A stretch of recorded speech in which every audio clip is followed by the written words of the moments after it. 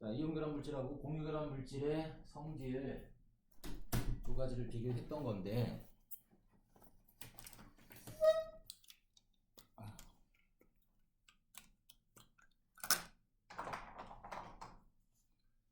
사실은 이 이온결합 물질하고 공유결합 물질은 결합이 하나가 더 있습니다. 사실은 금속결합이라는 것도 하나가 존재해. 그래서 보통은 이렇게 세 가지 결합의 형태로 우리가 보통 많이 얘기를 하게 되는데, 우리 지금 통합과학 교재에는 금속결합은 지금 빠져 있습니다. 자, 얘네들을 갖다가 우리가 비교할 때는 바로 뭘로 비교를 하냐면 전기전도성으로 비교를 한다. 그리고 고체 상태일 때냐 아니면 액체 상태일 때나 혹은 물에 녹아있는 수용액 상태일 때냐, 이렇게 정의를 해서 이 전기전도성으로 확인을 하게 되면 얘네들을 확연하게 구분을 할 수 있다는 얘기입니다. 이온결합 물질은 고체 상태일 때 이온의 이동이 자유롭지 못하기 때문에 전기전도성이 없고, 하지만 액체나 수용액이 됐을 때는 이온들이 쉽게 이동을 할 수 있기 때문에 전도성을 갖게 된다, 이렇게 얘기를 했고, 공유결합 물질은 고체일 때도 전기전도성 없고 액체일 때도 전기전도성이 없습니다. 반면에 금속들은 고체일 때도 전자들의 움직임이 자유롭기 때문에 전기가 통하고, 액체나 수용액일 때도 자유전자가 존재하기 때문에 그때도 전기가 통한단 말이야. 그래서 이온결합이나 공유결합, 그 다음에 금속결합, 얘네들은 각각 고체나 액체일 때 어떤 그 전기전도성을 서로 좀 각각 다 다르기 때문에 이걸 통해서 얘네들을 우리가 구별할 수가 있다는 거 확인을 좀 해주시면 됩니다. 그래서 그거를 확인했던 실험이 우리 60쪽과 61쪽에 나와 있었던 거지. 1번부터 보면 탐구 A에 대한 설명으로 옳은 거랑 옳지 않은 거 표시해라, 이렇게 얘기했습니다. 염화나트륨은 고체 상태에서 전기전도성이 있냐, 이렇게 얘기했는데 얘는 이온결합이니까 당연히 없습니다. X가 되겠고, 또 염화칼슘은 이온결합 물질이지. 다시 한번 또 얘기해볼게. 이온결합인지 공유결합인지 이거를 확인할 수 있는 방법. 염화칼슘은 얘가 20번이야. 원자로 20번. 그러면 K 껍질에 2개 들어가고 M 껍질에 8개 들어가고 M 껍질에도 8개 들어가고 N 껍질에 2개가 들어가기 때문에 원자과 전자수, 최외각 전자수가 하나에서 3개짜리면 우리가 금속이다, 이렇게 표현을 했고, 4개 이상이다 라고 한다면 우리 비금속이다, 이렇게 얘기를 했었습니다. 그러니까 얘는 금속이지. 염소는 17번이니까 K 껍질에 2개 들어가고 L 껍질에 8개, M 껍질에 7개 들어가기 때문에 최외각 전자수가 7개니까 얘는 비금속이야. 그러니까 금속과 비금속이 만났으니까 당연히 이온결합 물질이 됩니다. 맞는 설명이고, 그 다음 설탕은 수용액 상태에서 전기전도성이 있냐? 설탕은 공유결합 물질이니까 수용액 상태에서도 전기전도성이 없습니다. 또 4번에 포도당과 설탕은 둘 다 공유결합 물질, 맞는 설명이 됩니다. 또 2번 표는 물질 A, B의 전기전도성을 나타냈고 A랑 B는 각각 포도당과 염화칼슘 중에 하나다, 이렇게 얘기가 나왔고, A는 고체 상태일 때 모르고 수용액 상태일 때 전기전도성이 있으니까 A라는 애는 당연히 이온결합 물질이 되겠구나. 그래서 A가 염화칼슘이 되는 거구나, 확인할 수 있지. 그럼 고체 상태일 때는 전기전도성이 없습니다. 그럼 B는 포도당이니까 고체가 됐던 수용액이 됐던 둘 다 전기전도성이 없겠네. 그래서 니은 X. 다음 3번 물질 A, B의 전기전도성을 알아보기 위한 실험이고 A랑 B는 각각 염화나트륨과 설탕 중에 하나다, 이렇게 나와 있습니다. 그리고 과정 가를 보면 고체 A를 1처럼 장치에서 전기전도성을 확인했대. 그러니까 고체 물질로 확인한 거고, 또 그 수용액을 이와 같이 장치에서 전기전도성 확인합니다. 그러니까 얘를 갖다가 수용액 상태로 만들어서 전기전도성을 확인을 해봤다라는 얘기고, B도 똑같이 같은 과정으로 실험을 해봤다라는 얘기가 되는데, A는 둘 다 1번 실험이든 2번 실험이든 전기가 안 통했고, B는 2번 실험에서 수용액 상태일 때 전기가 통한 거다라고 봤을 때 B가 바로 이온결합 물질이다 라고 확인할 수 있지. A는 공유결합 물질이니까 A가 바로 설탕이 되는 거고 B는 염화나트륨이 됩니다. 기억에 A는 공유결합 물질 맞고 B는 비금속 원소 사이의 결합이 아니라 금속과 비금속으로 결합이 된 거니까 이것도 틀렸고, 그 그 다음 A의 수용액에는 이온이 존재하냐 그랬는데 이거는 틀린 설명. 그래서 기억만 정답이 되겠지. A는 공유결합 물질이다.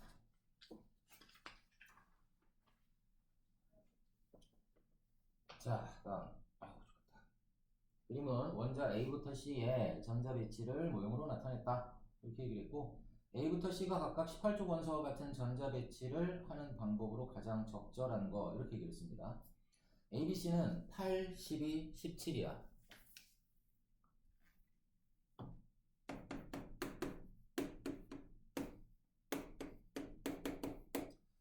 자, 우리가 이건 좀 빠르게 체크하고 넘어가야 될 거기 때문에 원자과 전자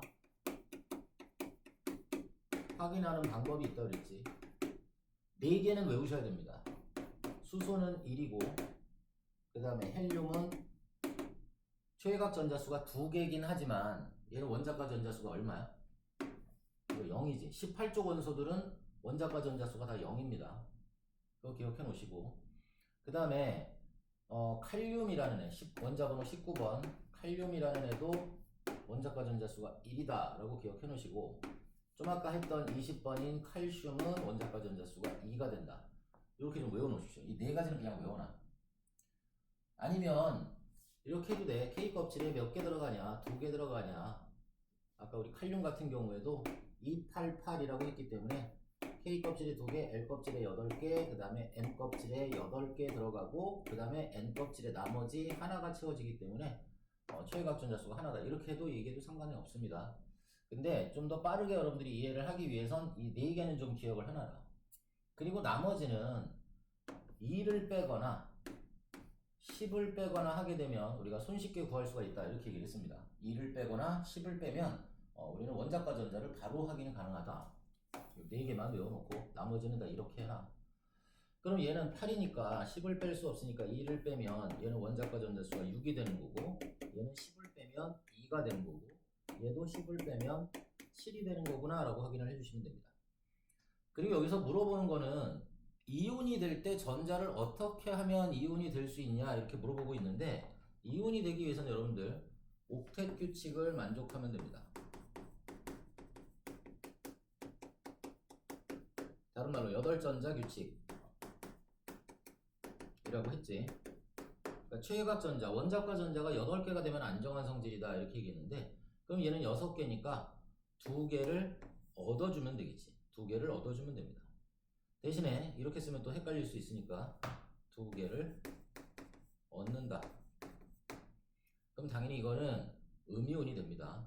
전자 2개를 얻으면 음이온이 된다는 것도 기억해놔야 되겠고 얘는 최각에 2개가 있으니까 2개를 잃어버리는 게 더 낫습니다. 6개를 얻는 것보다 2개를 잃어버리는 게 8개가 될 가능성이 높기 때문에 그래서 얘는 2개를 잃어버리게 된다. 그럼 얘는 8개가 되기 위해서 하나만 얻으면 되는 거니까 얘는 1개를 얻어주면 되겠지.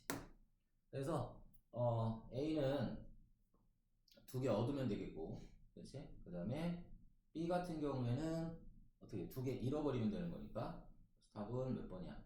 3번을 정답으로 가주시면 됩니다. 자, 다음 2번 그림은 주기율표의 일부를 나타냈다 이렇게 얘기했고 이에 대한 설명을 옳은 거 보기 전대로 골라봐라 이렇게 얘기를 했습니다. 자, 지금 거기 주기율표 상태를 보면 18조 원소가 있고 18조 원소가 A, C, F 그 다음에 얘는 D, E, F랑 연결이 되고 그 다음에 이쪽에 B가 존재하는 이렇게 그치? 얘는 1쪽 그 다음에 18쪽, 17쪽, 16쪽 이렇게 나와 있습니다.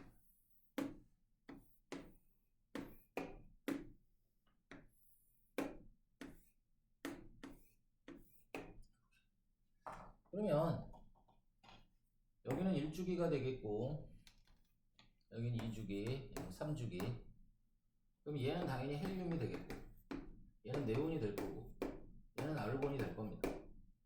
얘는 염소네. 그 다음에 얘는 황이 될 거고 그 다음에 얘 같은 경우는 리튬이 되겠다. 이렇게 가지면 되겠지. 이것도 여러분들이 보고서 이걸 어떻게 찾아요 이렇게 얘기할 수도 있지만 얘는 지금 2주기니까 무조건 껍질수가 몇 개 있어?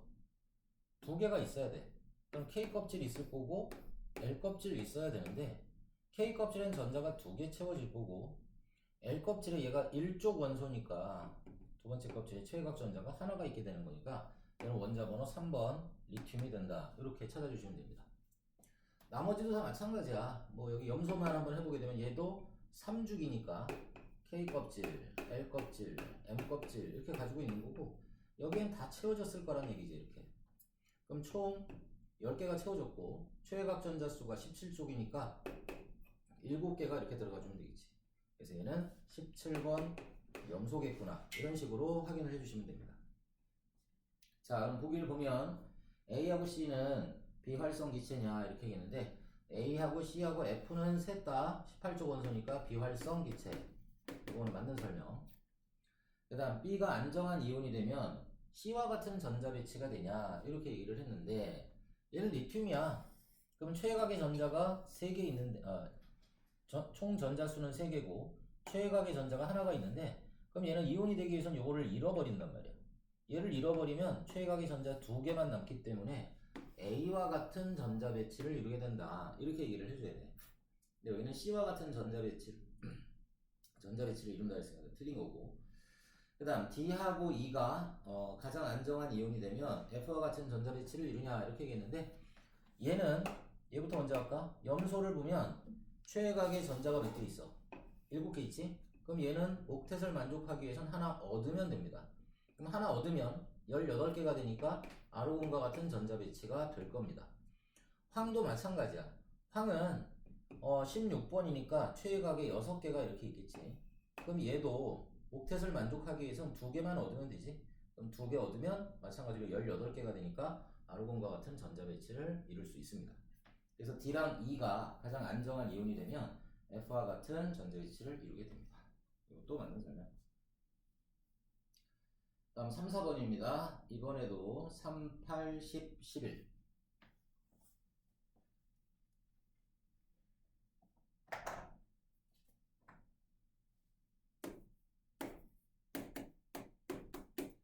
원자 번호 3번이니까 얘는 리튬, 8번이니까 산소, 10번이면 네온, 11번이면 나트륨 이렇게 봐주면 되겠고 자 이때 A부터 D에 대한 설명을 옳은 거 골라라 이렇게 얘기했는데 먼저 기억 A는 전자 한 개를 얻어서 안정한 이온이 되냐 이렇게 얘기했는데 얘는 하나 잃어버려서 양이온이 되기가 쉬운 애입니다. 틀렸고 그다음 B랑 D가 가장 안정한 이온이 되면 C와 같은 전자 배치가 되냐 이렇게 얘기했는데 이것도 똑같은 거야 아까랑.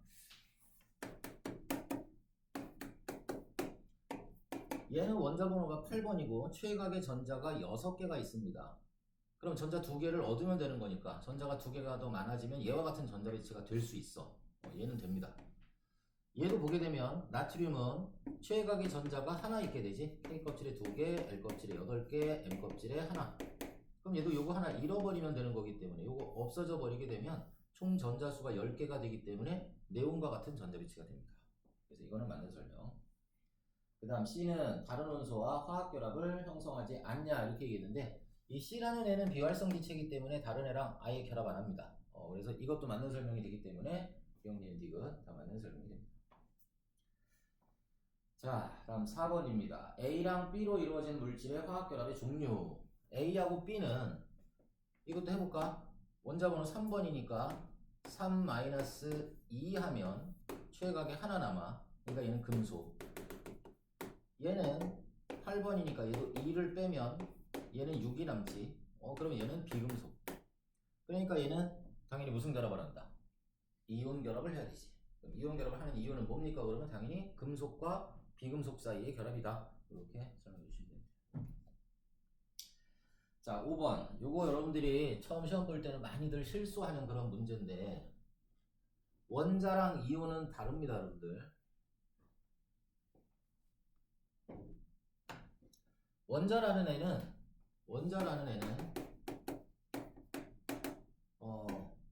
양성자수랑 전자수가 같은 애들을 원자 이렇게 부릅니다. 원자라는 애는 양성자의 숫자랑 전자의 숫자가 같다라고 봐주면 돼. 하지만 이온은 양성자수하고 전자수하고 서로 같지 않습니다. 얘네들은. 그러니까 이거를 조금 주의를 좀 해줘야 되겠지. 그래서 지금 5번을 보면 A, B, C가 나와 있는데 A도 그냥 A가 아니라 A 플러스가 되겠고 B는 B 플러스가 되겠고 그러면 C는 C2-가 됩니다. 그러니까 얘네들은 지금 벌써 전자를 잃어버렸거나 아니면 전자를 얻은 상태들이다 이렇게 생각을 해줘야 돼. 그런 다음에 전자수를 세봐. A는 총 10개의 전자를 가지고 있고 일단 양성자수부터 먼저 써봅시다. 양성자수를 써보게 되면 지금 11, 19, 8이야. 양성자수는 이렇습니다. 그럼 원래 원자라면 전자수도 똑같아야 돼. 근데 얘네들은 이온이 되는 거기 때문에 지금 A 같은 경우에는 총 전자가 10개. B 같은 경우에는 총 전자수가 얘는 몇 개니? 지금 18개네. 그치? 18개. 그 다음에 C 같은 경우에는 18개 맞냐? 맞지? 그다음에 C 같은 경우에는 10개. 이렇게 됐습니다. 그럼 봐봐. 지금 현재 있는 현재 전자수를 따져본다면 10개짜리 원래 11개 있어야 되는데 10개 있어. 그럼 결과적으로 따져본다면 얘는 전자 하나를 잃어버린 애구나 이렇게 봐주면 되겠지. 또 얘도 마찬가지. 원래 전자수는 19개가 돼야 되는데 여기 지금 18개가 있으니까 얘도 전자 하나를 잃어버리네. 그래서 양이온이 된 거다 이렇게 봐주면 되겠고 또 얘 같은 경우에는 지금 8개였는데 전자 2개를 얻어서 총 10개가 됐어. 그래서 마치 네온과 같은 전자 배치, 아르곤과 같은 전자 배치, 네온과 같은 전자 배치, 비활성 기체들과 같은 그런 전자 배치를 이루고 있는 그런 상태가 됩니다. 자, 그러면 기억부터 A하고 B는 모두 금속 원소냐 이렇게 얘기했는데 이렇게 양이온이 됐다라는 애들은 전자를 잃기 쉬운 애들이야. 그러니까 최각의 전자가 하나에서 3개짜리였다 이렇게 봐주면 되기 때문에 얘네들은 금속 원소들이었다. 원래 금속 원소. 반면에 얘는 전자를 얻었으니까 얘는 비금속 원소가 된다. 이렇게 봐주시면 됩니다. 그래서 기억은 맞는 설명이 되겠고 그 다음 A랑 B는 화학적 성질이 비슷하냐 라고 물어봤는데 얘도 전자를 하나 잃어버렸고 얘도 전자를 하나 잃어버렸잖아. 그럼 벌써 화학적 성질이 비슷한 겁니다. 그래도 조금 미심쩍다 그러면 요 양성자수를 가지고 전자 배치를 한번 해봐. 11번이면 K껍질에 2개, L껍질에 8개, N껍질에 하나 이렇게 될 거고 19번이면 K껍질에 2개, L껍질에 8개, M껍질에 또 8개, 그 다음에 N껍질에 하나가 되기 때문에 최외각 전자수, 다른 말로 원자과 전자수가 2개가 서로 같습니다. 그러니까 A하고 B는 같은 족 원소가 되어야 되는 거고 그렇기 때문에 화학적 성질이 비슷하다 이렇게 얘기할 수 있는 거지.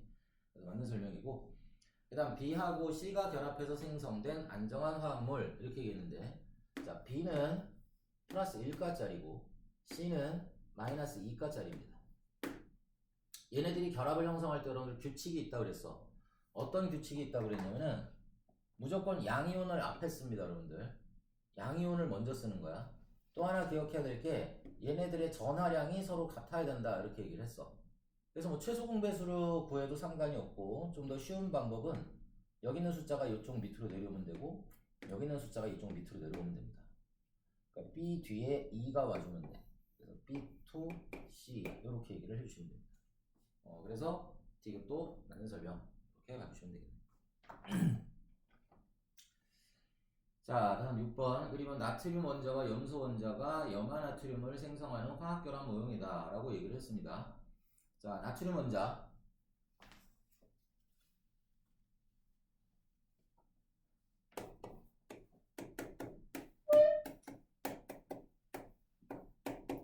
자, 얘네들이 이온이 되면서 이온 결합을 형성하는 겁니다. 얘는 원자 번호 11번이고 얘는 17번이 되겠지.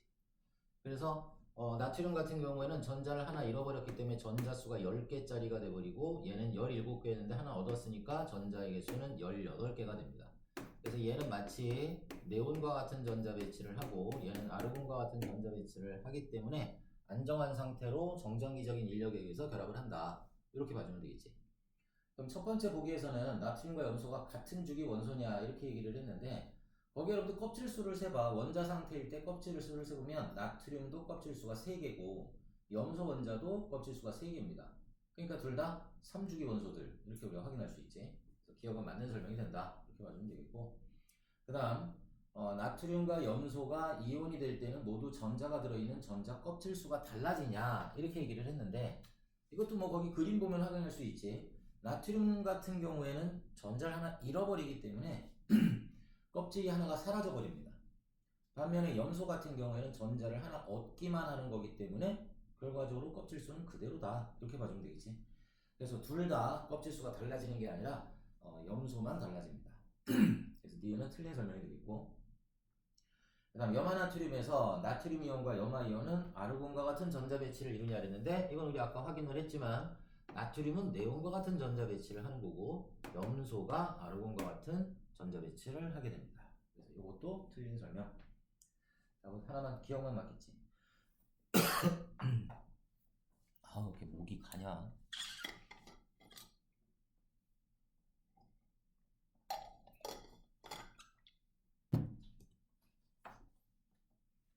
그럼 7번. 원자 A, B가 화합물 가를 생성하는 화학결합이다. 이렇게 얘기했습니다. A는 양성자수가 3개고 B는 9개야.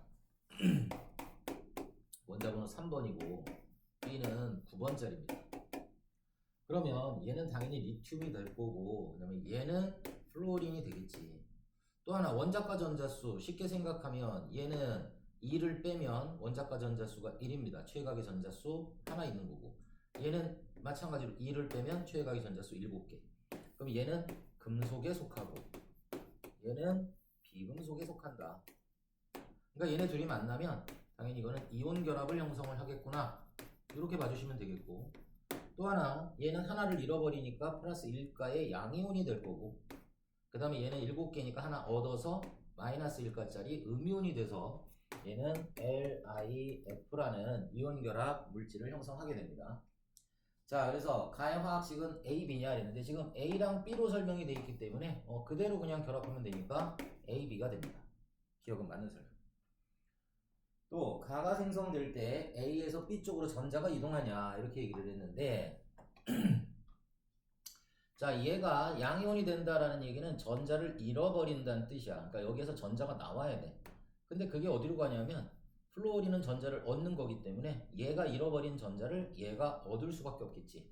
그러니까 전자는 A에서 B 쪽으로 이동한다. 이렇게 얘기할 수 있는 겁니다.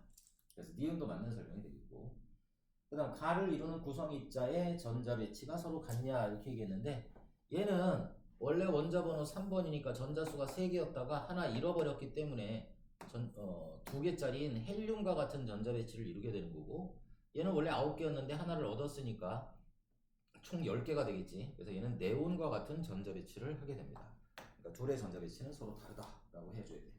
디귿은 틀린 설명이 됩니다. 자, 다음 8번. A, B가 마찬가지 6번, 8번 이렇게 구성이 되어 있습니다. A는 6번, B는 8번. 똑같은 방식으로 6에서 2를 빼면 얘는 원자과 전자수가 4개짜리, 얘도 2를 빼면 얘는 원자과 전자수가 6개짜리. 그러면 결과적으로 얘네들은 비금속과 비금속에 해당이 된다. 이렇게 봐주면 돼요. 비금속과 비금속. 그래서 얘네들은 당연히 공유결합을 형성하겠구나. 이렇게 얘기를 해줄 수 있는 겁니다. 얘네들은 공유결합을 형성한다. 실제로 이제 뭐 공유결합을 물어보는지는 모르겠지만, 뭐 그걸 물어보진 않네. 그러니까 바로 그냥 보기를 봅시다. 원자과 전자수는 A가 B보다 크냐 이렇게 물어봤습니다. 원자과 전자수는 B가 더 크지 A가 더 큰 게 아니라. 그래서 기억은 틀린 설명이 되겠고, 그다음 A랑 B로 이루어진 물질은 공유결합 물질에 해당이 될 겁니다. 이것도 맞는 거고, 그다음 B2에서 공유전자쌍수는 이렇게 물어보고 있어. 자, B2 생각해봐. B2라는 거는 B랑 결합을 해서 만들어진 물질을 얘기를 하는 겁니다. 근데 얘는 지금 원자과 전자수가 6개짜리야. 원자 번호는 8번이지만 원자과 전자수가 6개야. 다른 말로 최각의 전자가 몇 개 있다? 6개가 있다. 그럼 생각해봐.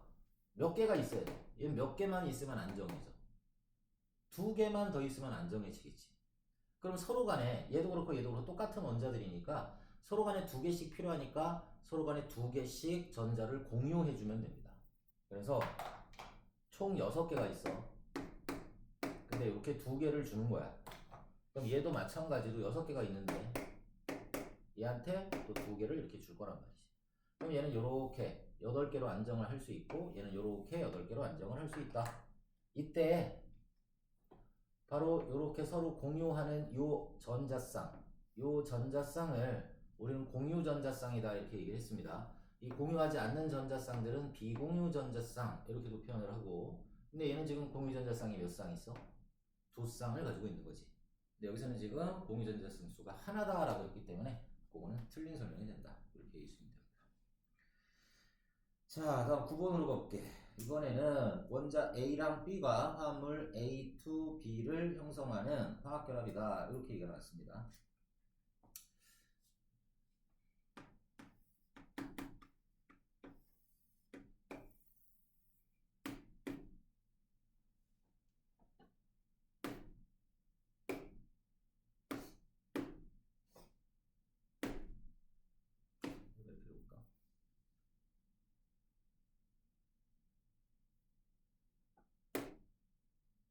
이렇게 그려보면 이게 이제 산소지 사실은.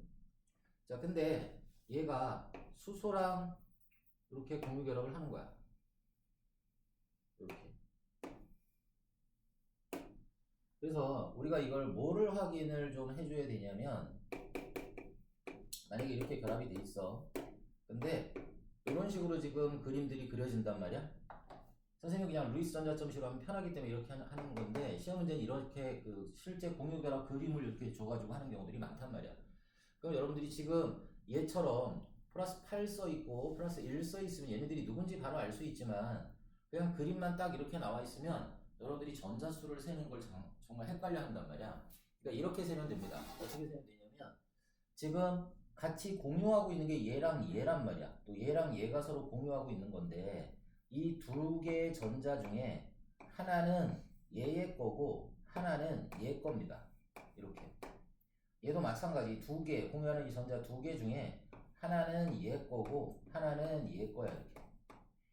그럼 얘 원래 전자 몇 개 있었나 보니까 하나, 둘, 셋, 넷, 다섯, 여섯, 그 다음에 7, 8개가 있었구나. 그래서 얘는 원자번호 8번이구나 이렇게 확인을 해주면 되고, 얘는 이렇게 공유하고 있는데 이거는 얘 거니까 신경 쓰지 말고 얘가 원래 얘가 가지고 있었던 애가 되는 거구나 이렇게 확인해 주시면 됩니다.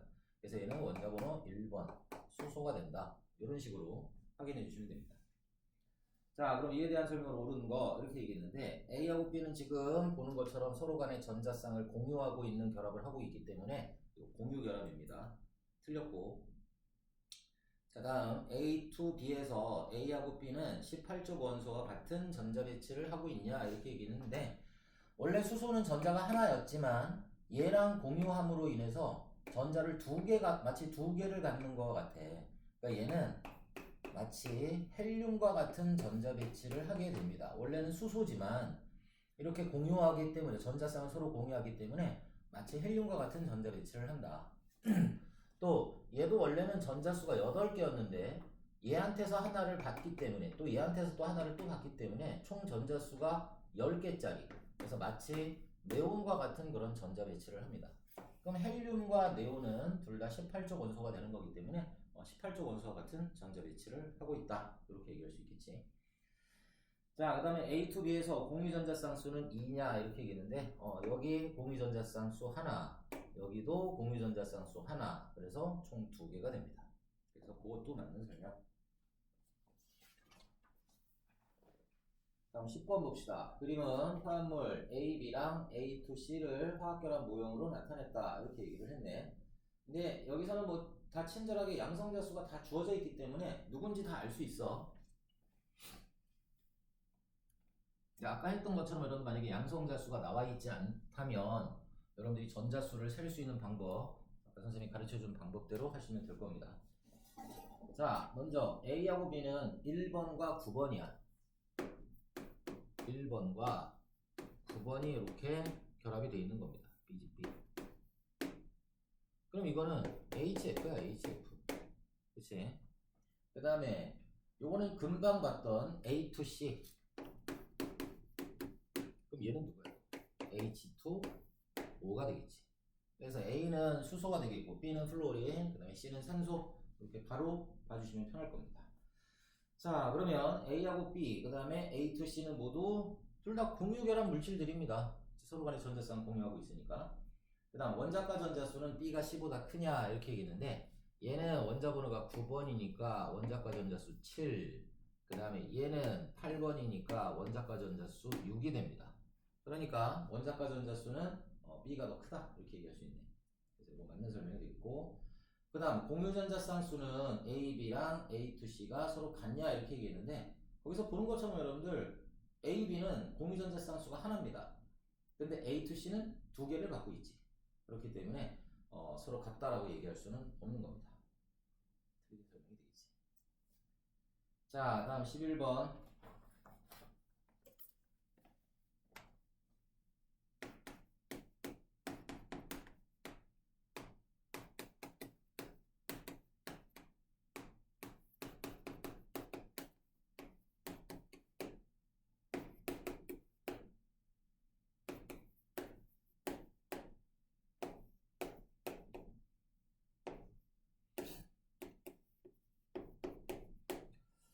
이온결합 물질로만 짝지어진 거 찾아봐라 이렇게 얘기를 했는데, 자, 원자과 전자수 1, 원자과 전자수 7, 얘는 1이지만 얘는 비금속이지. 이건 외워놔야 되는 거고, 그 다음에 아이오딘도 이거 비금속입니다.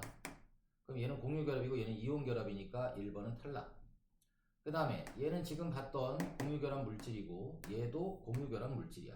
둘 다 공유결합이니까 이것도 탈락. 그 다음 탄소 원자번호 6번이니까 최각전자수 4개, 얘도 비금속, 둘 다 비금속이니까 공유결합. 얘는 이온결합이지만 이게 공유결합이기 때문에 탈락. 그 다음 얘는 리튬이니까 최각전자수 원자과전자수 하나, 얘는 7개. 그럼 이건 이온결합 맞지? 금속과 비금속. 얘는 원자과전자수 2개, 얘는 원자과전자수 6개. 이것도 금속과 비금속이니까 이온결합으로 이루어져 있는 물질은 당연히 4번이다 이렇게 해주시면 됩니다. 다음 12번. 다음은 물질 A, B의 전기전도성을 알아보는 실험. 아까 우리 봤던 거고, 염화나트륨 아니면 포도당 중에 하나다 이렇게 얘기가 나왔습니다.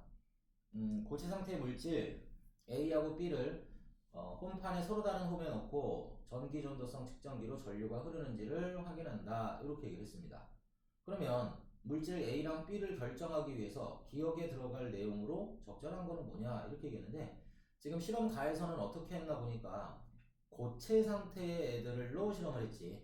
그럼 얘네들이 얘가 지금 공유결합인지 아니면은 뭐 이온결합인지 이거를 확인하기 위해서는 당연히 액체나 수용액 상태로도 한 번 더 실험을 해야 된다 이렇게 해주시면 됩니다. 그래서 기억에 들어갈 말은 액체나 수용액 상태에서의 전기전도성을 확인해 보면 된다 라고 해주면 되겠지.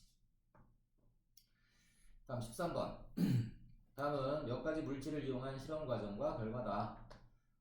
과정을 보니까 전기전도성 측정기를 이용을 해서 고체 상태의 염화나트륨, 설탕, 염화구리, 녹말에서 각각 전류가 흐르는지를 확인합니다. 그다음 과정 가의 고체 물질을 모두 증류수에 또 녹이고 전기전도성을 이용을 해서 수용액에서 전류가 흐르는지를 확인한다 이렇게 얘기가 나왔습니다. 자, 근데 거기 지금 염화나트륨, 설탕, 염화구리, 녹말 전부 다 얘네들은 이온결합 아니면 공유결합 물질이란 말이야. 그러면 고체 상태일 때는 전부 다 전기전도성이 없어야 되겠지. 그래서 염화나트륨 기억, 설탕, 니은 둘 다 없음이라고 해줘야 됩니다. 그래서 기억은 있음, 니은은 없음이 적절하다 그랬으니까 이건 틀린 설명이 되는 거고, 그 다음 녹말 수용액. 녹말은 둘 다 없음이잖아. 그러니까 이건 공유결합 물질이고 그럼 당연히 이온 존재하지 않습니다. 맞는 설명이고, 그 다음 염화나트륨과 염화구리는 공유결합 물질이고 벌써 틀렸지. 염화나트륨은 이온결합 물질에 해당이 됩니다. 왜냐면 수용액 상태일 때 전기전도성을 갖고 있으니까. 염화구리도 마찬가지지. 그래서 이건 틀린 설명. 다음 14번입니다. 그림은 세 가지 물질을 기준에 따라 분류했다. 염화나트륨, 메테인, 산소 이렇게 나와 있는데 먼저 수용액 상태에서 전기전도성이 있는 게 누구냐 이렇게 얘기를 했어. 염화나트륨, 메테인, 그 다음 산소 세 가지인데 얘네들 중에 얘가 이온결합 물질이잖아. 그러니까 얘가 수용액 상태일 때 전기전도성이 있는 애가 됩니다. 그래서 yes로 가는 누구로 나오니? 나가 바로 염화나트륨이 된다. 이렇게 확인해 주면 되겠지. 그 다음에 이제 아니오로 갔으면 나머지 요 메테인하고 산소 두 개가 될 텐데, 가의 어떤 질문에 예로 간 게 다고, 아니오로 간 게 산소, 이렇게 지금 나와 있습니다. 아니오가 산소래, 아니오가 산소. 그럼 여기 가에 들어갈 건 누구냐? 이거 찾아봐라. 가에 들어갈 거면 그럼 당연히 이건 메테인이 되겠지. 그럼 여기에 해당되는 분류 기준이 뭐냐 이런 걸 아마 찾아야 되겠네.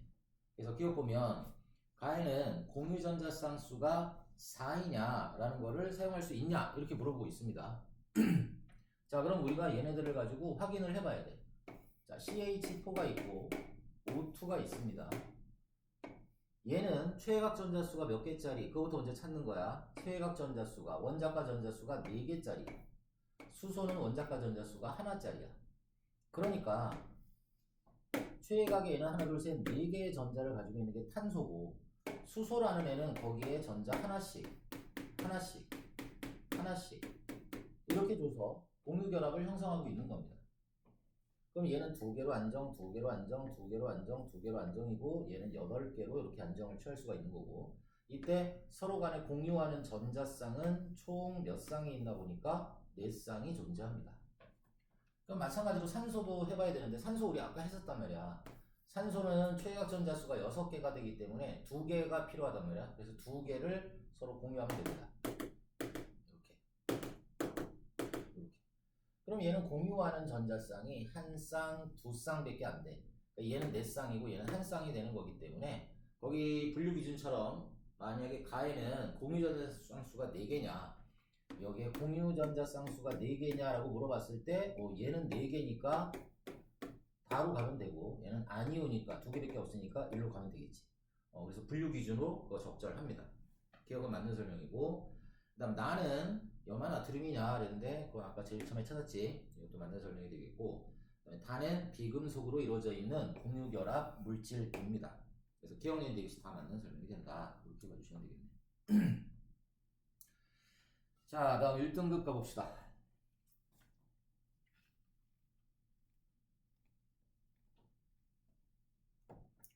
자, 거기 A2가 나와 있고 B2A가 나와 있습니다. A2, B2A. 자, 누군가 보니까 A2는 산소야, 산소. O2입니다, O2. 그 다음에 B2A는 당연히 H2O가 되겠다. 이렇게 봐주면 되겠지. 자, 그러면 이에 대한 설명을 옳은 거 바로 가보겠습니다. A하고 B는 같은 주기 원소냐 이렇게 얘기를 했는데, 수소라는 애는 여러분들, 수소라는 애는 여기 있잖아. 그럼 얘는 1주기야, 1주기. 산소는 여기쯤에 있는 애가 되는 거니까 얘는 2주기 원소입니다. 그러니까 서로 다른 주기다 이렇게 얘기를 해야 돼. 기억은 틀렸고. 그 다음 A2랑 B2A에서 A는 네온과 같은 전자 배치를 하고 있냐 이렇게 지금 얘기를 했습니다. A2와 B2A에서 A가 네온과 같은 전자 배치를 하냐 이렇게 물어봤어.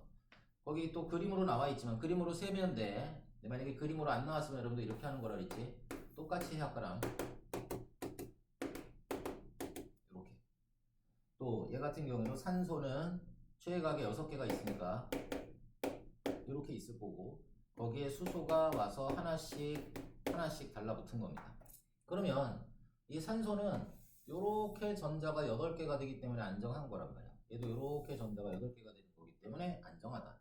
원래 원자 번호가 8번인데 다른 쪽 산소로부터 전자를 2개를 얻었기 때문에 마치 네온과 같은 전자수 10개짜리 네온과 같은 전자 배치를 하게 됩니다. 얘도 수소부터 전자 2개를 얻는 거와 같기 때문에 이때도 얘는 네온과 같은 전자 배치를 한다. 이렇게 얘기할 수 있겠지. 그래서 A2나 B2A에서 즉 화합물에서 이 A라는 애 산소는 네온과 같은 전자 배치를 이루게 됩니다. D는 맞는 설명이 되겠고, 그 다음 실온에서 A2랑 B2A는 모두 기체 상태냐 이렇게 얘기를 했는데, 이거는 그냥 상식이지. 산소 기체는 여러분들 기체입니다. 기체 상태로 존재. 실온에서. 근데 H2 우리 물이잖아, 물은 실온에서 무슨 상태로 존재해야 돼? 얘는 액체 상태로 존재하는 애입니다. 그러니까 이거는 틀린 설명이다. 이렇게 봐주면 되겠고.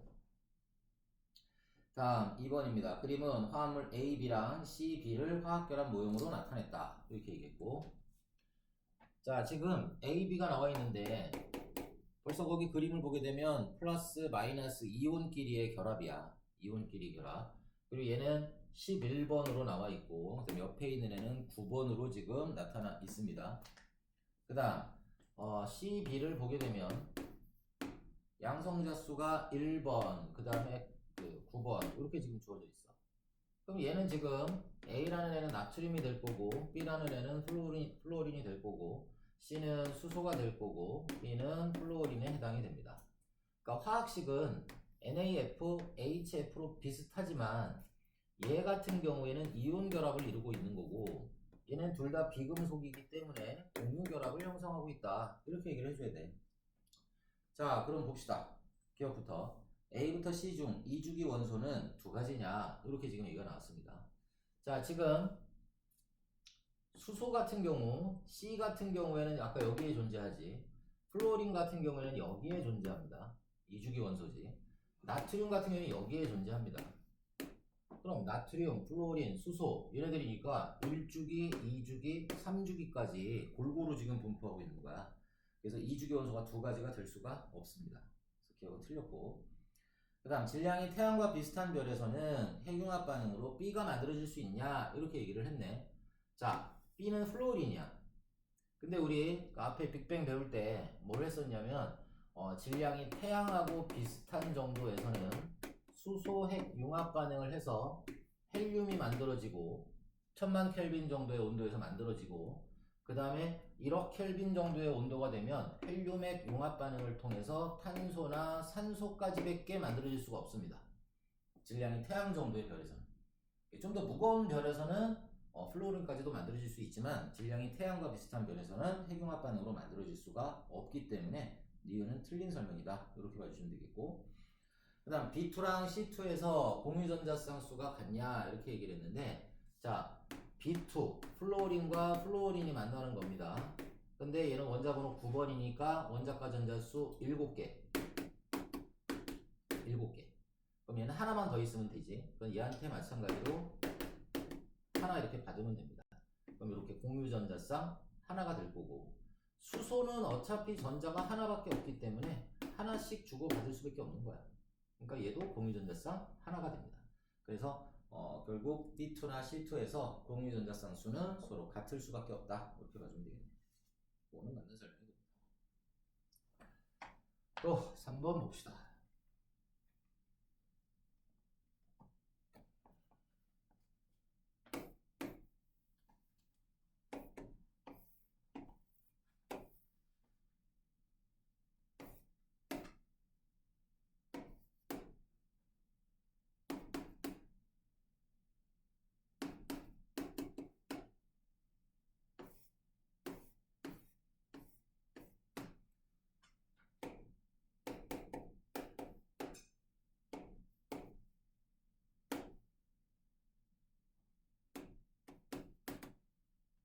자, 주기율표인데 이렇게 지금 표현이 되어 있습니다.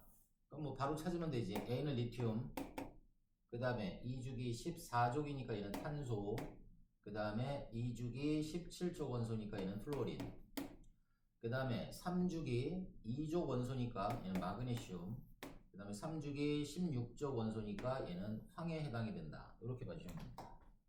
자, 그럼 봅시다. D랑 E가 화학결합할 때 전자는 D에서 E로 이동하냐? 그럼 D하고 E라는 애는 자 일단 여기 왼쪽에 있는 애들 우리 금속이라고 부르는 애들이야.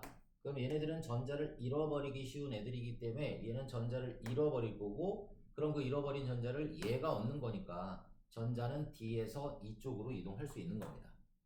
그래서 기억은 맞는 설명.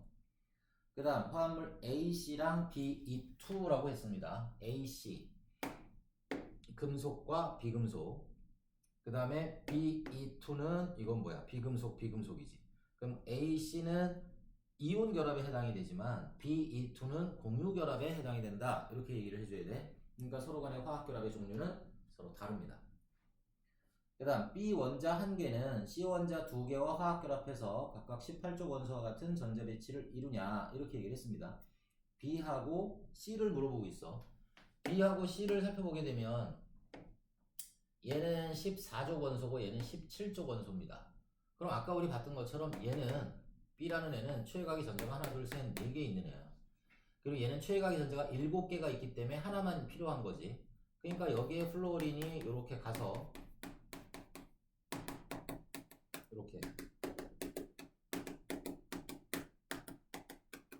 이렇게 결합을 형성합니다. 그러니까 화학결합 이름을 얘기해라 그러면 당연히 BF가 아니라 C지. C라고 다시 쓸게. BC4가 돼야 돼. BC4. 근데 여기서는 지금 B 원자 1개는 C 원자 2개랑 화학결합을 한다고 그랬기 때문에 이건 틀린 설명이지. B 원자 하나랑 C 원자 4개가 화학결합한다. 이렇게 설명해 줘야 됩니다. 자, 다음 4번으로 가볼게. 그림 가는 생명체를 구성하는 원소의 질량비고,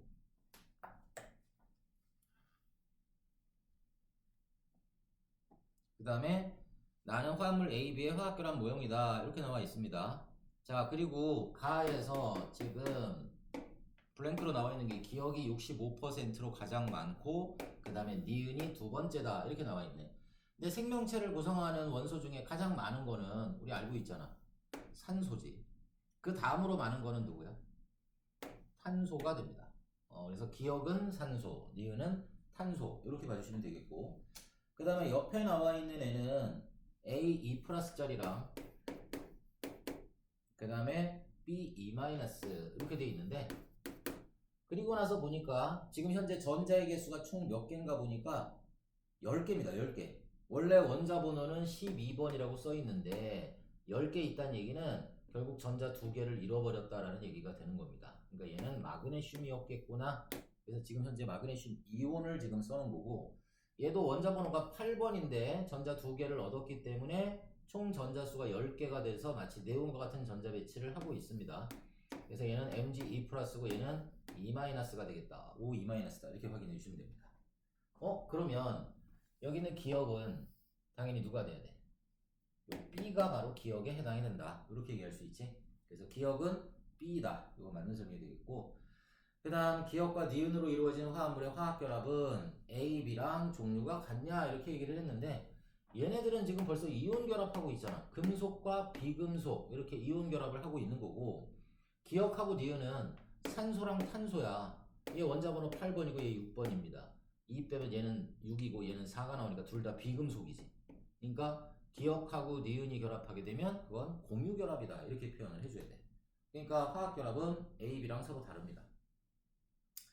다음 원자과 전자수는 A가 B보다 크냐 그랬는데, A라는 애는 원자과 전자수가 2개짜리고 얘는 원자과 전자수가 6개짜리가 되기 때문에 A보다는 B가 더 크다라고 표현을 해줘야지 맞는 얘기가 되겠지.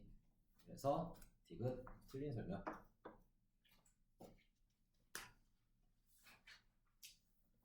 오케이, 잠깐 쉬었다가 지각과 생명체 구성 물질의 규칙성 갈 수 있도록 하겠습니다.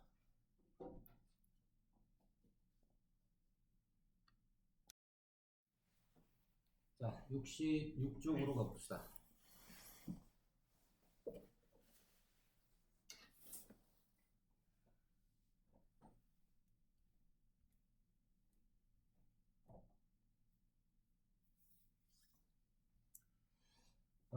지각과 생명체 구성 물질의 규칙성인데, 우리 지각 지구의 제일 겉부분입니다. 지구의 제일 겉부분. 사실은 인간들이 이 지각 밑에까지도 파고 들어가지도 못했어. 이 지각 한 10km 정도까지만 땅을 좀 파본 게 최대치로 파본 겁니다. 그러니까 지하에 사실은 뭐가 들어있는지 아직은 몰라. 그냥 여러 가지 과학적인 데이터를 통해 가지고 어떤 걸로 구성이 돼 있을 거다라고 추측을 하고 있을 뿐입니다. 근데 물론 그게 거의 맞기는 하지만, 그래서 우리 지각을 구성하는 물질은 어떤 게 가장 많나 봤더니 산소가 가장 많고, 그 다음에 규소, 그 다음에 알루미늄, 뭐 이런 순서로 갑니다. 뭐 옛날에 외웠어. OCR100, 하나크마. 그래서 지각 구성의 8대 원소다 이렇게 얘기를 합니다. 산소, 규소, 알루미늄, 철, 칼슘, 나트륨, 칼륨, 마그네슘. 그러니까 가장 많은 건 바로 이 산소랑 규소가 가장 많다. 이렇게 확인을 좀 해주시면 된다는 얘기지. 또 우주로 한번 가볼까? 우주를 구성하는 원소 중에 가장 많은 건 당연히 수소고, 그 다음에 누구야? 그 다음에 헬륨입니다. 그리고 얘네들은 언제 만들어진 거야? 그러면 빅뱅 초기에 만들어진 거야. 이렇게 얘기할 수 있었지. 빅뱅 초기에 만들어진 원소들. 그리고 지각을 구성하는 원소에는 당연히 산소랑 규소가 된다. 이렇게 얘기를 해주시면 됩니다. 그렇다면 생명체를 구성하는, 이건 아까도 우리 나왔지만 사람과 같은 이런 생명체를 구성하는 원소 중에 가장 많은 건 마찬가지로 산소고, 그 다음으로는 누군가 봤더니 바로 탄소입니다. 탄소. 그럼 여기서 우리가 규칙성을 좀 찾아야 되는데, 사실은 우주하고는 별 규칙성이 없어 보입니다. 완전히 다른 개념이니까. 그래서 우주는 지금 뺀 거야. 그럼 이 지각과 생명체를 구성하는 물질들, 그 원소 구성하는 물질을 구성하는 원소들을 보면 산소라는 애는 공통적으로 들어가 있구나. 이렇게 확인할 수 있지. 산소는 공통적으로 들어가 있다. 그 다음에 누가 있나 봤더니 바로 규소가 있고, 그 다음에 탄소가 있는데, 얘네들한테 어떤 공통점이 있나 봤더니 규소는 원자번호 14번 원소고, 탄소는 6번 원소입니다. 우리 아까 했던 것처럼 얘한테서 10을 빼면 원자과 전자수는 4개짜리, 다른 말로 14조 원소구나. 얘도 마찬가지로 얘는 2를 빼면 원자과 전자수 마찬가지로 4개짜리, 얘도 14조 원소. 이렇게 확인할 수 있는 거야. 그러니까 공통점이라는 거는 지각이나 생명체나 둘 다 산소라는 거는 공통적으로 가지고 있고, 그 다음에 규소라는 14족 원소, 탄소라는 14족 원소들이 가장 많이 존재하는 거구나 라는 걸로 여러분들이 좀 확인을 해 주셔야 된다는 얘기입니다. 그럼 그 이유가 있을 텐데, 그 이유가 도대체 뭐냐? 14족 원소들은, 탄소를 예를 든다면 최각의 전자가 4개가 이렇게 존재해. 그래서 얘네들이 만약에 화학 결합을 하게 된다면 여기에도 누군가가 붙을 수 있고, 여기도 누군가 붙을 수 있고, 여기도 누군가가 붙을 수 있고, 여기도 누군가가 붙을 수 있어. 그러니까 최대로 붙을 수 있는 원자들의 숫자가 4개입니다. 4개. 그러니까 다양하게 화학 결합을 할 수 있는 애가 바로 14족 원소들이다. 이런 뜻이야. 그렇기 때문에 지각이나 생명체를 구성하는 원소들의 얘네들의 성분이 주류를 이루고 있다. 이렇게 봐주면 되겠고, 산소 같은 애들은 워낙 반응성이 좋은 애들입니다. 누구랑 이렇게 쉽게 반응을 잘 하는 애들이기 때문에 지각이나 생명체에 쟤네들이 주류를 이루고 있다. 이렇게 정리를 해놓으시면 됩니다. 자, 거기 표를 한번 봅시다. 표를 보면 지각 같은 경우에는 암석으로 되어 있고, 거꾸로 가볼까? 지각은 어떻게 형성이 됐나 보니까 이런 원소들이 모여.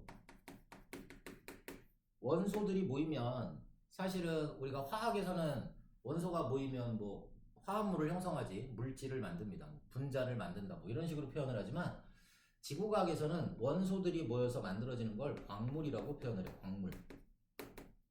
그럼 그 광물들이 모이면 뭐가 되냐면 돌멩이가 됩니다. 암석이 돼. 암석.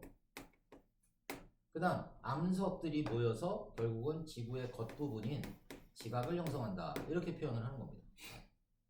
그러니까 반대로 간다면 우리 지각을 구성하고 있는 거는 암석들이고, 그 암석들은 사실은 조그마한 광물들로 구성이 돼 있고, 그 광물들은 바로 특정한 원소들로 이루어져 있다. 이렇게 생각을 해주면 돼. 그런데 지금 우리가 본 것처럼 이 지각을 구성하고 있는 이 원소의 거의 대부분은 산소랑 규소입니다. 산소랑 규소. 그렇기 때문에 지각을 구성하는 광물의 거의 90% 이상을 우리는 뭐라고 얘기하냐면 규산염 광물로 이루어져 있다. 이렇게 표현을 합니다. 규산염 광물.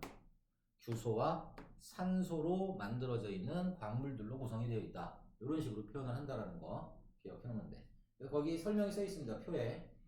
지각은 암석으로, 그 다음에 암석은 광물로, 광물은 원소들의 화학결합으로 이루어져 있고, 지각을 구성하는 광물의 대부분은 규소와 산소로 이루어져 있는, 밑줄을 좀 쳐놓읍시다. 규산염 광물.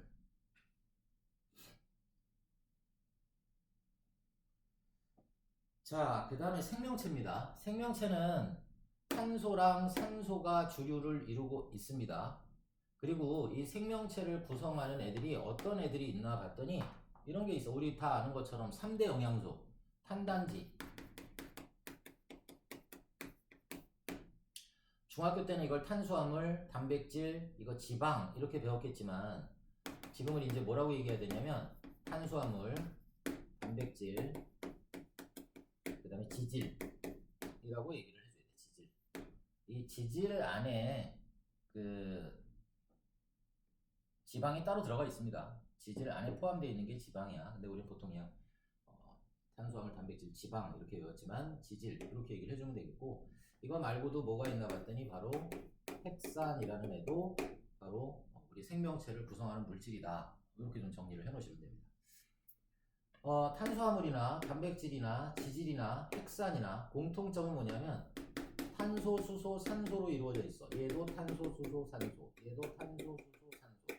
얘도 탄소, 수소, 산소로 이루어져 있는데 얘는 인이라는 애도 포함이 되어 있다라는 거. 그 다음에 단백질 같은 경우에는 질소 같은 게 이렇게 포함이 되어 있다라는 거 생각해 주면 되겠고, 여러분들 어떤 물질이 탄소랑 결합을 하고 있잖아. 이렇게 전부 다 공통적으로 탄소를 가지고 있잖아. 그리고 나서 다른 애들이 이렇게 결합을 한 거란 말이야. 그럼 이런 애들을 우리는 통틀어서 한마디로 이렇게 얘기할 수도 있어. 바로 탄소화합물. 이렇게 표현할 수 있는 거야. 탄소화합물. 탄소가 들어가 있으면 무조건 탄소화합물 이렇게 우리가 얘기할 수 있다는 거. 그럼 다른 말로 얘기한다면 생명체는 탄소화합물로 이루어져 있구나. 물론 물은 탄소화합물이 아니지. 물은 H2O입니다. 그러니까 우리 몸의 거의 66%, 거의 70% 정도를 차지하고 있는 게 바로 물인데, 이 물을 제외하면 나머지는 거의 대부분이 탄소화합물로 이루어져 있다. 이렇게 해도 과언은 아니다라는 얘기가 됩니다. 그리고 생명체는 이런 탄소화합물로 이루어져 있다라고도 표현을 하지만, 이걸 다른 말로 지금은 탄소화합물이라고 하지만 과거에는 이걸 다른 말로 불렀어. 뭐라고 불렀냐면 유기물이다 이렇게 불렀어. 지금도 그냥 유기물이라고 써도 큰 상관은 없습니다. 생명체는 유기물, 그 다음에 지각을 구성하는 거는 규산염 광물들로 이루어져 있는 암석들로 구성이 되어 있다. 이렇게 정리를 해놓으시면 될 겁니다. 자, 그래서 지각과 생명체를 구성하는 물질은 일정 구조의 기본 단위체가 결합해서 형성된 거다라고 봐주면 되겠고, 그 다음에 이 지각과 생명체를 구성하는 주요 물질은 기본 단위체의 배열 방식에 따라서 다양한 종류가 만들어질 수 있다라는 것도 기억해 놓으시면 됩니다. 자, 그래서 먼저 규산염 광물부터 좀 알아볼 건데,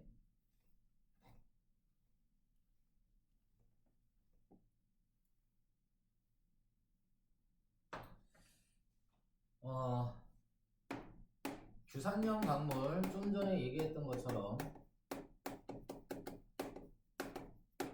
규산염 광물이라는 것도 기본적으로 어떤 다미체가 존재합니다. 그 다미체가 붙고 붙어서 만들어진 게 바로 규산염 광물이다. 이렇게 생각해 주면 돼. 그럼 그 단위체가 바로 뭐냐? 바로 규산염 삼연체라고 부르는 애입니다.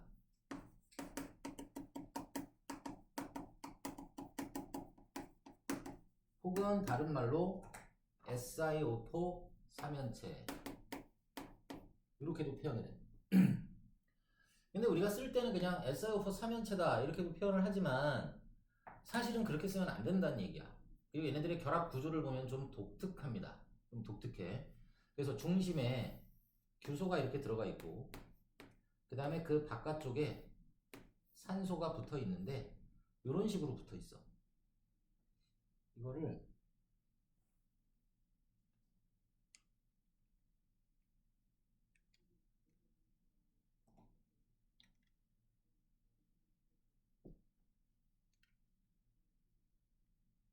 이렇게 붙어 있는 거 이렇게 삼연체 구조라고 표현을 합니다.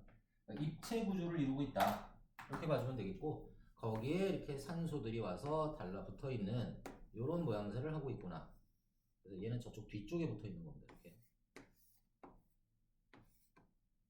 이런 식으로. 근데 얘네들이 그냥 산소 원자, 산소 원자, 산소 원자, 산소 원자 상태로 붙어 있는 게 아니고 어떻게 붙어 있냐면 얘가 Si 4 플러스짜리야. 4 플러스. 전자 4개를 잃어버린 상태입니다. 그러니까 다른 말로 얘는 최외각에 원자과 전자수가 없는 상태가 돼버려. 전자를 다 잃어버린 상태야. 근데 어쨌건 얘는 그럼 몇 개가 필요해? 최외각에 8개가 필요하겠지? 그래서 얘가 그냥 달라붙는 게 아니라 O2-짜리가 와서 달라붙습니다. O2-짜리. O2-짜리. 그래서 전자 2개를 얻은 상태로 얘한테 전자를 얘가 주는 거야, 이렇게. 얘도 주는 거고, 얘도 주는 거고. 그래서 총 8개를 얘한테 전자를 주기 때문에 옥텟을 만족하는 거다. 얘는 원래 지금 전자 2개를 얻었기 때문에 얘는 옥텟을 만족한 상태가 되는 거기 때문에 얘네들은 좀 독특한 그런 그 결합 형태를 띠고 있습니다, 사실은. 그러니까 이거는 여러분들 그 통합과학 내용에 들어가는 내용은 아니야. 그러니까 참고적으로만 기억을 해 놓으시면 됩니다. 그래서 지금 우리는 이거를 SiO4 3연체라고 얘기를 하고 가장 규산형 광물의 기본 단위체다 이렇게 표현을 하는데 엄밀하게 얘기하면 얘는 SiO4 그 다음에 플러스가 4개고 마이너스가 총 8개가 되는 거기 때문에 얘는 SiO4 4-짜리 이온의 형태입니다. 이온의 형태. 좀 독특하지? 그럼 얘는 무슨 결합하고 있어? 그럼 이온 결합 그러면 안 돼 또. 그럼 얘는 무슨 결합을 하고 있는 거야? 이건 공유 결합이라는 걸 하고 있는 겁니다. 공유 결합을 하고 있는 건데 이 SiO4 3연체 자체는 이온의 형태를 띠고 있다. 전하를 띠고 있다. 이렇게 여러분들이 기억을 좀 해놓으시면 됩니다. 하지만 공유 결합을 하고 있는 거다.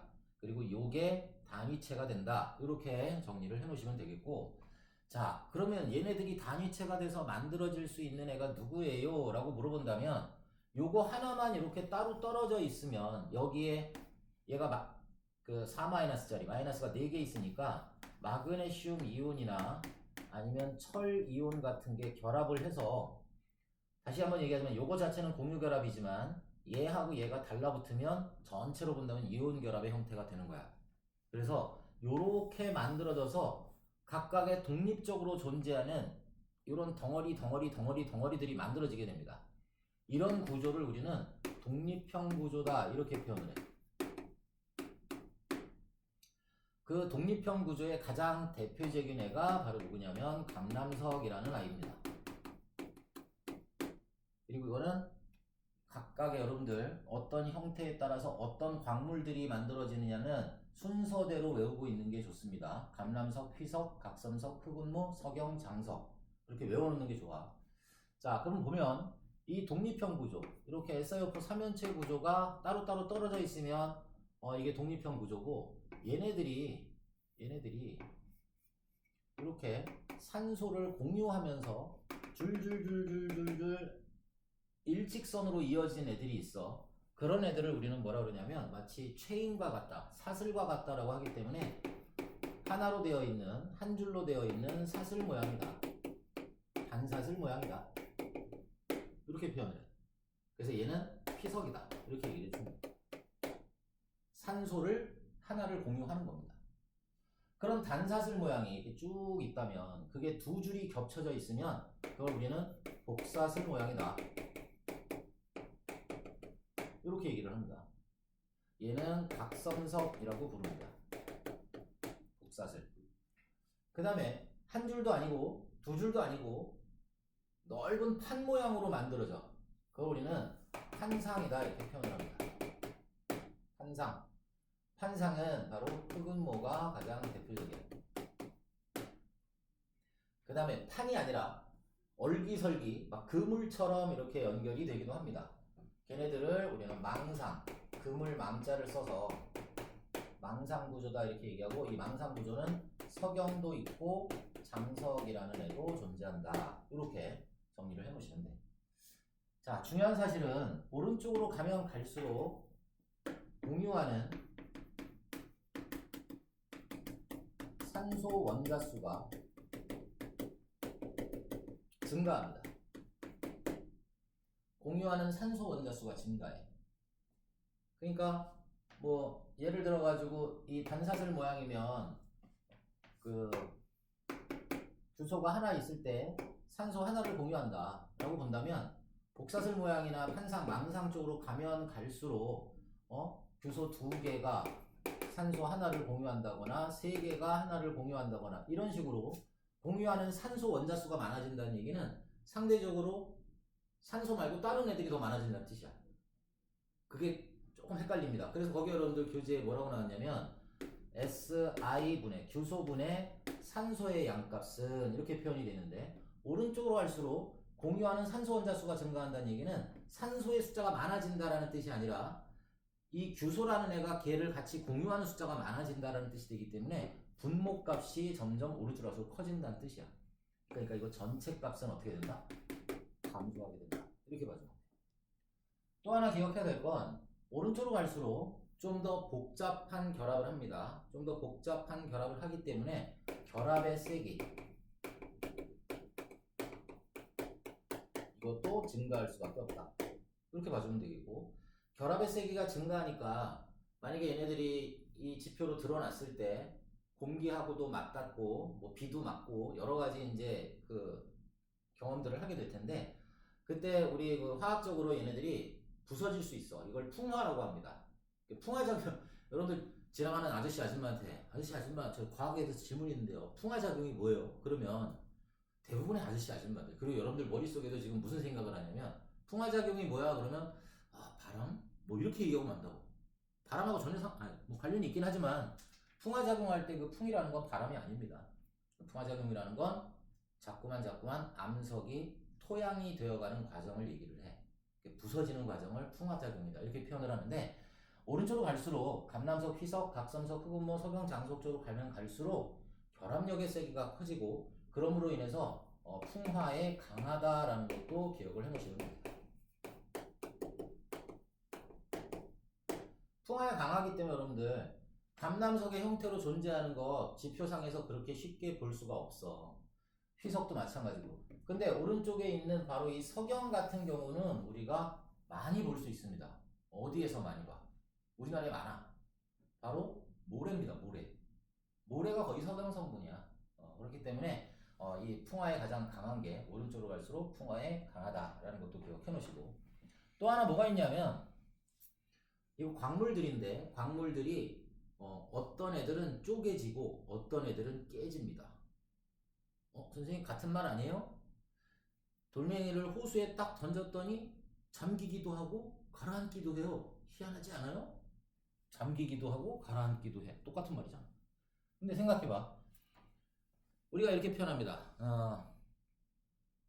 장작을 쪼개니 아니면 깨니? 장작을 안 펴봐서 모르나? 그럼 이렇게 할까? 유리컵을 들고 있다가 놓쳤더니 유리컵이 바닥에 닿아서 어떻게 돼? 쪼개져? 깨져? 깨집니다. 그러니까 쪼개진다라는 말은 특정한 방향성이 있게 나뉘어지는 거를 쪼개진다라고 표현을 하는 거고, 깨짐이라는 것은 얘는 방향성을 가지고 있지만 얘는 방향성이 존재하지 않는 거야. 지 멋대로 분리가 되는 겁니다. 그걸 우리는 깨지는 거다 이렇게 표현을 하는데, 여기 나와 있는 애들 중에서 깨지는 애가 딱 2개가 깨집니다. 바로 감남석 깨져. 이게 깨짐입니다. 그 다음에 여기 있는 석영이 깨집니다.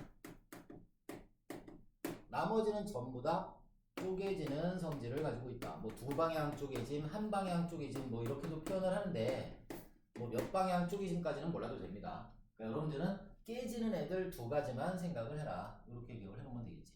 석영은 우리 모래의 주성분이라고 했잖아. 근데 그 모래 가지고 우리가 뭘 만드냐면 카메라 렌즈도 만들고 또 유리도 만들고 한단 말이야. 그러니까 유리가 깨진다라는 거 생각하면 석영이 깨지는 거구나. 이런 식으로 확인을 해주시면 될 것 같습니다. 자, 그 밑에 개념 속속 같이 한번 볼까? 지각과 생명체를 구성하는 원소 중에 공통적으로 가장 많은 비율을 차지하고 있는 건 당연히 누구야? 산소가 되겠지. 다음은 규산염 광물에 대한 설명이다. 발언에 알맞은 말을 써라. 규산염 광물의 구성 원소인 규소는 원자과 전자가 몇 개? 4개짜리지. 14번이니까. 그 다음 규산염 3연체는 규소 몇 개랑 산소 몇 개가 어떻게 결합한, 이렇게 돼야 되면 규소는 중심에 하나 있으니까 규소 1개랑 산소 혼자 몇 개? 4개가 되겠지? 4개가 무슨 결합했어?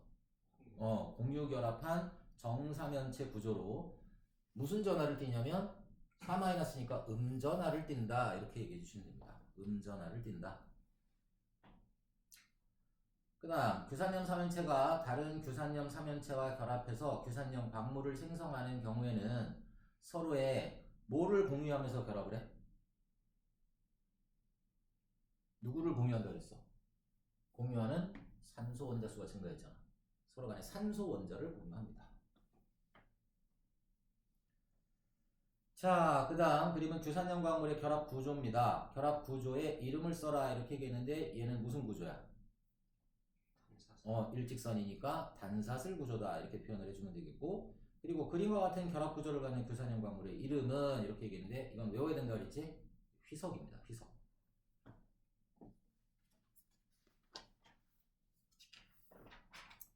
자, 다음으로 가서 우리 생명체를 구성하는 물질 중에 탄수화물도 있고 단백질도 있고 뭐 지방도 있고 핵산도 있다고 했단 말이야. 근데 그 중에서 우리는 뭘 배울 거냐면 바로 단백질이라는 것과 핵산에 관해서 배우게 될 겁니다. 근데 좀 전에 우리 지각을 구성하는 물질에서 지각을 구성하는 이 규산염 광물들도 단위체라는 게 있었단 말이야. 바로 이 SiO4 3연체가 기본 단위체야. 다른 말로 얘기하면 감남석도, 희석도, 각섬석도, 석영이나 장석도 전부 다 얘네들이 모여서 만들어진 것들이다 이런 얘기지. 그래서 단위체가 모여서 복합체를 만든다 이렇게 생각을 해주면 돼. 복합체 혹은 중합체 이렇게 표현을 하는데 간단한 분자들이 사실은 복잡한 분자를 만드는 거랑 똑같습니다. 그게 그대로 생명체를 구성하는 물질도 똑같이 나타나게 되는데 그 중에 하나가 바로 이 단백질이라는 겁니다.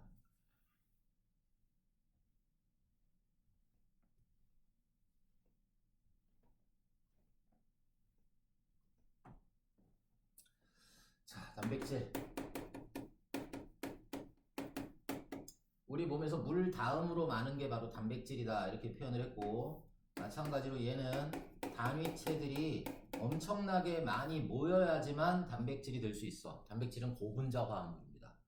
고분자 화합물은 분자량이 많이 넘는 애들, 만 이상인 애들을 고분자 화합물이라고 하는데, 바로 이 단백질은 분자량이 상당히 큰 고분자 화합물이고, 그만큼 고분자 화합물이라는 거는 단위체가 어마무시하게 많이 모여 있어야지만 만들어질 수 있는 물질이구나 이렇게 생각해 주면 돼. 그럼 단백질의 단위체를 우리는 뭐라고 그러냐면 뭐라고 그래? 외워놔야 돼. 아미노산 이렇게 부릅니다. 아미노산. 아미노산은 어떻게 생겼나 보니까 이 아미노산을 쓰는 방법이 여러분들 여러 가지가 있단 말이야. 그래서 이렇게 써볼게. 아미노산의 기본 생긴 모습은 이렇게 생겼어.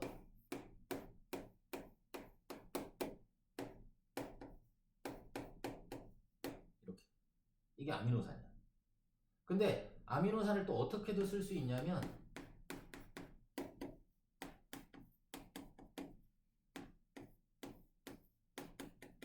이렇게도 씁니다. 뭐가 달라진 거야? 여기 밑에 있는 H나 요 R이라고 써 있는 건 똑같은데 얘는 오른쪽에 COOH가 붙어 있고 왼쪽에 H2N이 붙어 있는데 얘는 이렇게 보니까 HOOC랑 NH2 이렇게 썼잖아. 비슷한 것 같으면서도 뭔가 좀 다른 느낌이 든단 말이야. 근데 그 이유가 바로 뭐 때문에 그러냐면 얘네들이 실제 결합할 때 어떤 식으로 결합을 하나 봤더니 이렇게 결합을 합니다.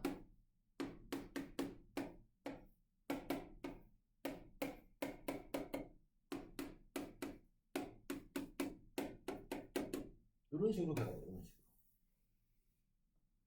뭐 복잡해 보이지만 이렇게 복잡하지는 않습니다. 그러니까 여기 옆에 얘를 H2N이라고 쓴 이유는 여기 있는 이 질소가 탄소랑 결합해 있기 때문에 그 순서대로 쓴 거야. 그럼 요거를 이렇게 뒤집어 놓고 보면 얘가 되는 거지. 그치? 그러니까 여기서는 H2N이라고 쓰지만 여기서는 NH2라고 쓰는 건 탄소랑 질소가 서로 결합돼 있다. 이런 의미로 해석을 해주면 되는 겁니다. 그래서 요거 우리 기본적으로 아미노산이다. 이렇게 봐주면 되겠고. 좀 이따 그릴 거야, 다시. 자, 이때 얘를 수인이 불만 있으면 말을 해?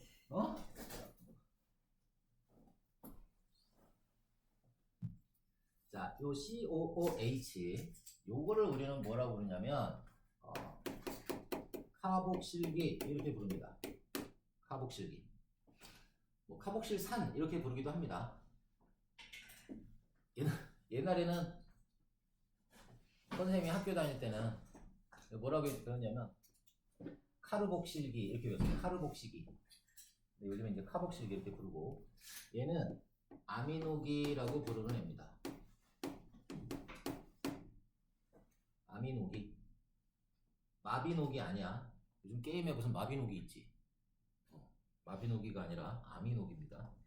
자, 근데 이 카복실기는 어떤 성질을 가지고 있냐면 얘는 산성이라는 성질을 띠는 애고, 그 다음에 아미노기라는 애는 또 독특하게 얘는 또 염기성을 띠는 물질이야. 그러니까 이 아미노산이라는 애는 이름은 아미노산이지만 산성 물질도 가지고 있고, 그 다음에 염기성 물질도 같이 가지고 있는 좀 독특한 성질을 가지고 있습니다. 어떨 때는 어떤 액성에서는 산성 액성이 될 수도 있고 염기성 액성이 될 수도 있을 때, 그때 사실은 얘네들의 모양이 조금 달라질 수는 있지만 그냥 여러분들이 이게 기본 구조가 된다 이렇게 좀 생각을 해주시면 될 겁니다. 자, 여기서 이렇게 한번 써볼게. 이런 구조로 있는데 얘네들이 옆에 줄줄줄 있다고 한번 해볼게. 세 개만 그려볼게. 원래대로 그릴게. 원래대로.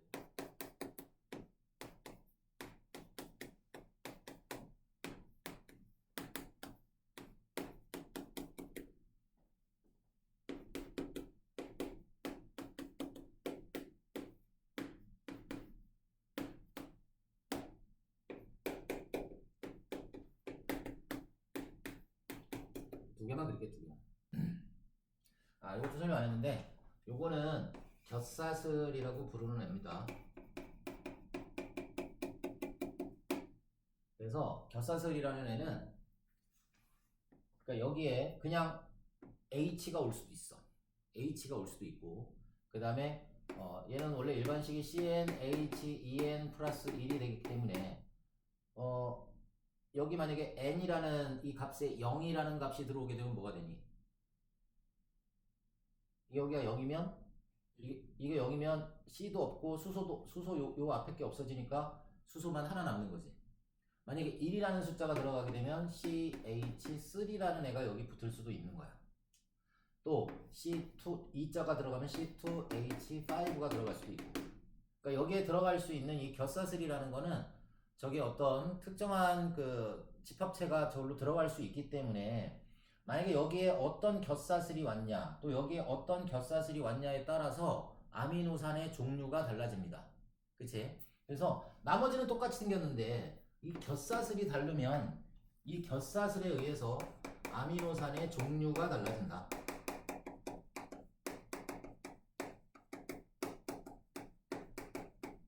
이렇게 생각을 해야 돼. 아미노산의 종류를 결정한다. 그러면 선생님 아미노산 몇 개 있어요? 종류가 몇 개예요? 아미노산의 종류를 결정을 하는데 이 곁사슬의 종류가 총 20가지야. 그럼 곁사슬의 종류가 총 20가지라는 얘기는 아미노산의 종류는 몇 가지가 되는 거야? 20가지만 존재합니다. 이건 사람뿐만이 아니라 지구상에 있는 모든 생명체들이 다 똑같습니다.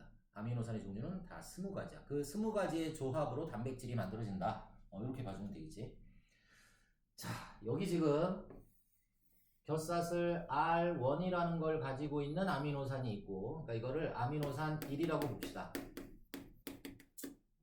얘는 곁사슬 R2라는 걸 갖는 아미노산 2가 있어.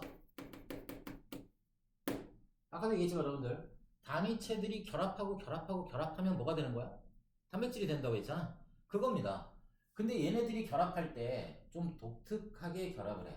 어떻게 결합을 하나 봤더니, 우리가 사람도 여기 이렇게 글러브를 끼고 있어. 여기도 또 글러브를 끼고 있어.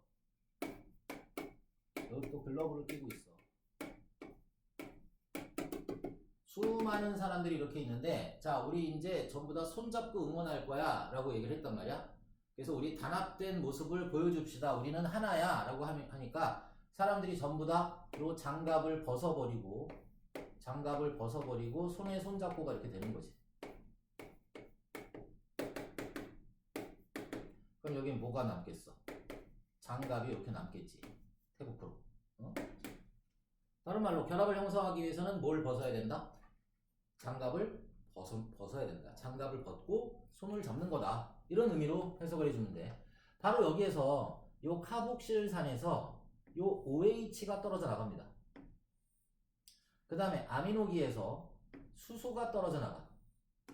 요게 바깥으로 떨어져 나갑니다. 그러면 OH랑 H가 떨어져 나가니까 마치 뭐가 떨어져 나가는 거랑 같은 거야? 물이 떨어져 나가는 거와 같은 거야. 물 분자 하나가 떨어져 나갑니다.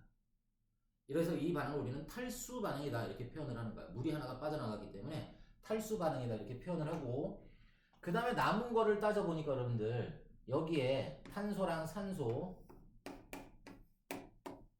그 다음에 여기에 질소랑 수소가 이렇게 남았지.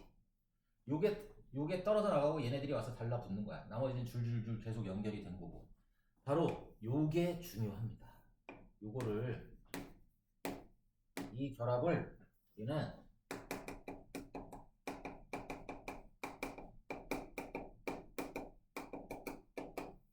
펩타이드 결합이다 이렇게 표현을 하는 거야. 펩타이드 결합. 요거 CONH, 이걸 우리는 펩타이드 결합이라고 하는데, 이것도 이 화학하는 사람들, 생명과학이지만 이것도 화학의 일종이기 때문에 화학하는 사람들이 이거 귀찮아서 그냥 어떻게도 쓰냐면 CONH 이렇게 쓰기도 합니다. 이렇게 쓰고 이거 펩타이드 결합이야 이렇게 그냥 표현하는 사람들도 많이 있단 말이야. 그래서 펩타이드 결합이라는 거는 결과적으로 본다면 양쪽에 있는 아미노산에서 물 분자 하나가 빠져나가고 만들어지는 요 결합, 탄소, 산소, 질소, 수소 간의 이 결합을 우리는 펩타이드 결합이다 이렇게 우리가 표현을 하는 겁니다. 그럼 여기서 중요한 건 여기 네모난 아미노산이 있다고 봅시다. 아미노산 1, 그 다음에 여기에 또 다른 아미노산이 있다면 얘네 둘을 연결하는 이 결합이 바로 무슨 결합이야? 이게 펩타이드 결합이야. 그럼 아미노산이 몇 개가 결합할 때 펩타이드 결합이 하나가 생겼어? 두 개의 아미노산이 결합할 때 하나의 펩타이드 결합이 생기는 것처럼 여기에 또 다른 아미노산이 이렇게 왔다고 쳐봐. 그럼 아미노산의 개수는 3개인데 펩타이드 결합은 몇 개 있어? 2개 있지. 그러니까 결과적으로 아미노산의 숫자에서 1을 빼면 그 값이 바로 펩타이드 결합의 숫자가 됩니다.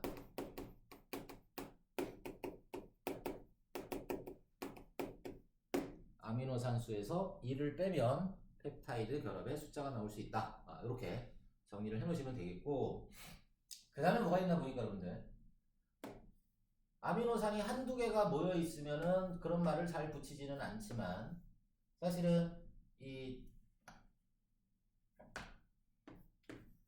요건 펩타이드 결합이 몇 개 있니? 2개 있지. 그럼 이거를 이런 애를 우리는 뭐라 그러냐면 디펩타이드 이렇게 부릅니다. 디펩타이드. 이 펩타이드 결합이 3개가 존재하면 이건 트리펩타이드 이런 식으로 표현을 해. 근데 이게 숫자가 점점 많아지게 되면 앞에다가 뭘 붙이면 되냐면 바로 폴리라는 말을 붙여주면 됩니다.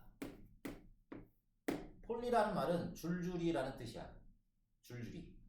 그러면 펩타이드 결합이 줄줄이 연결되어 있으니까 이걸 우리는 뭐라고 얘기하면 되는 거야? 폴리펩타이드. 이렇게 얘기를 해주면 됩니다. 폴리펩타이드. 이 폴리펩타이드가 뭐냐면 아직 단백질이 되지는 않았어.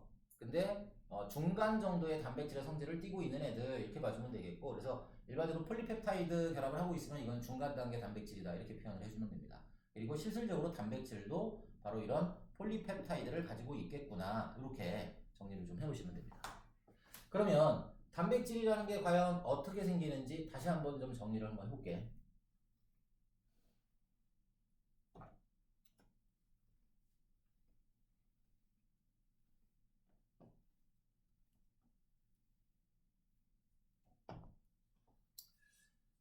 단백질이라는 건 아미노산이 단위체가 되고 얘네들이 모이면서 펩타이드 결합을 형성하고, 펩타이드 결합을 형성함으로 인해서 폴리펩타이드를 형성하고, 이 폴리펩타이드가 이렇게 막 꼬입니다. 근데 그게 어떻게 꼬이냐면 여러분들, 아미노산이 어떤 아미노산들이 결합을 하느냐에 따라서 얘네들의 입체 구조가 달라져. 그래서 폴리펩타이드가 형성이 된다고 해서 곧바로 단백질이 되는 게 아니라 얘네들이 독특한 입체 구조를 만들게 되는 거고, 그 입체 구조가 되어서야 비로소 얘는 특정 기능을 수행하는 단백질이 된다, 이렇게 표현할 수 있는 거야. 그래서 거기 그 대표적인 예로 뭐가 나왔냐면 바로 우리 적혈구 안에 산소랑 결합할 수 있는 헤모글로빈이라는 색소가 있는데, 그 헤모글로빈이라는 애가 상당히 좀 그 복잡하게 생겼지. 그런 복잡한 입체 구조가 돼야지만 비로소 특정 기능을 수행할 수 있는 단백질이 될 수 있다라는 걸 기억해 놓으시면 됩니다. 그래서 거기 그림으로 정리가 잘 돼 있습니다. 아미노산 1과 아미노산 2가 만날 때 물 분자 하나가 빠져나오면서 펩타이드 결합을 형성을 하게 되고, 이게 마치 염주 구슬처럼 길게 연결되어 있으면 이걸 우리는 폴리펩타이드라고 부르게 되는 거고, 이 폴리펩타이드가 구부러지고 접혀지면서 고유한 입체 구조를 가지게 되면 바로 단백질이라는 걸 형성하게 되는 거구나. 이렇게 정리를 해 놓으시면 됩니다.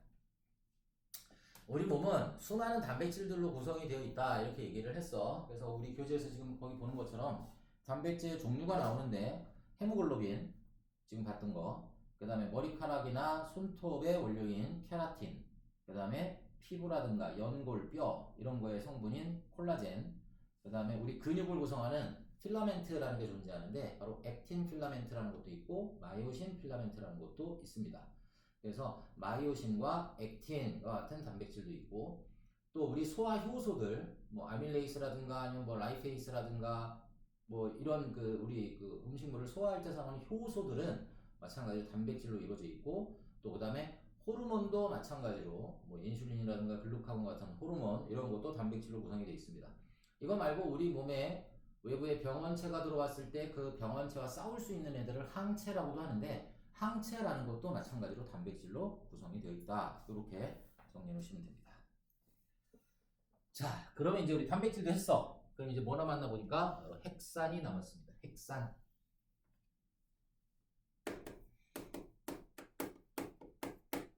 핵산은 핵 속에 들어있는 산성물질, 뭐 이렇게도 표현을 할 수 있지만 사실은 산성만 들어있는 게 아니기 때문에 애매합니다. 하지만 이름은 핵산이야. 영어로 하면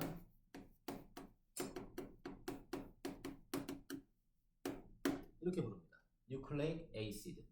Nucleic이란 건 말 그대로 핵을 뜻하고, acid는 산성, 산을 얘기를 합니다. 그래서 Nucleic acid는 그냥 영어 그대로 해석한 거야. 핵산이 됩니다. 핵산. 그럼 마찬가지로 이 핵산이라는 것도 단위체라는 게 존재할 텐데, 이 핵산의 단위체는 도대체 누구야? 라고 물어본다면 바로 얘는 뉴클레오타이드가 됩니다. 지각을 구성하는 규산염 광물의 단위체는 규산염 삼연체, 단백질을 구성하는 기본 단위체는 아미노산, 그 다음에 핵산을 구성하는 기본 단위체는 뉴클레오타이드, 이렇게 기억하면 되겠고, 뉴클레오타이드라는 애는 인산이라는 애랑 당이라는 애랑 염기라는 애가 세 개가 붙어 있어. 여기도 보면 산, 염기 두 개 같이 있지. 인산, 당, 염기가 1대 1대 1의 비율로 결합되어 있는 애들을 우리는 바로 뉴클레오타이드다, 이렇게 표현을 합니다. 인산, 당, 염기. 근데 이 인산, 당, 염기를 그림으로 그려보면 인산 이렇게 그리고, 그 다음에 당은 우리 포도당 같은 그런 비슷한 당이야. 포도당 같은 당 종류가 여러 가지가 있는데, 포도당 같은 경우는 C6H12O6로 해서 탄소수가 6개짜리지. 그래서 그걸 6탄당이라고 합니다. 6개 탄소로 되어 있는 당. 근데 얘는 각이 몇 개가 잡혀 있나 보니까 5개가 잡혀 있잖아? 그럼 얘는 5탄당이다, 이렇게 우리가 불러. 근데 핵산을 구성하는 당 성분의 종류는 딱 두 가지가 있습니다. 그건 좀 이따 얘기할 거고, 당이 있으면 그 옆에 누군가가 이렇게 또 붙어 있어. 그래서 이게 인산, 당, 염기고 이렇게 니은자 형태로 붙어 있다. 이렇게 여러분들이 기억을 해 놓으시면 됩니다. 그리고 이게 1대 1대 1의 비율로 연결이 되어 있다. 이렇게 봐주면 되겠고, 우리는 핵산의 종류를 여러분들 크게 보면 두 가지라고 알고 있으면 됩니다. 바로 핵산은 DNA 아니면 RNA에 해당이 되는 거야. 우리 맨날 DNA, RNA 많이 얘기를 하는데 바로 이 DNA에서 NA, RNA에서 NA가 바로 뉴클레이크 에이시드라는 거 대신 표현을 해주고 있는 겁니다. 그럼 얘는 도대체 앞에 왜 D자가 붙어 있고 얘는 왜 뒤에 도대체 R자가 붙였냐? 그거는 바로 이 당의 이름 때문에 그렇습니다. 당의 이름이 달라. 그래서 얘가 만약에 디옥시라이보스 라는 당 성분으로 구성이 되어 있으면 이게 디옥시라이보스가 되기 때문에 얘를 우리는 디옥시라이보스 뉴클레이크 에이시드라고 해서 DNA 이렇게 우리가 부르게 되는 거고, 또 RNA 같은 경우에는 이 당 성분으로 디옥시라이보스가 아니라 그냥 라이보스입니다. 그래서 얘는 라이보스라는 당 성분을 가지고 있기 때문에 바로 우리는 RNA다 이런 식으로 우리가 표현을 하게 되는 겁니다. 그래서 당의 종류에 따라서 DNA랑 RNA가 차이가 있겠구나 이렇게 기억을 해놓으면 돼. 자, 그럼 봐봐. 단위체들이 얘네들이야. 단위체들이 얘네들이면 얘네들이 어떻게 결합을 하나 봤더니 이렇게 짝대기로만 그릴게요.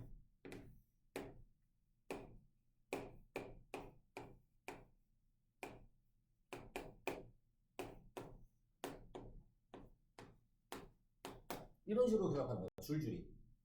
그래서 여기까지 인산당 염기 이게 하나의 단위체, 그 다음에 인산당 염기 여기 또 하나의 단위체, 또 인산당 염기 이런 식으로 결합이 되어 있는 게 바로 이 뉴클레오타이드들이 쭉 연결되어 있는 모습이고, 이것도 마찬가지입니다.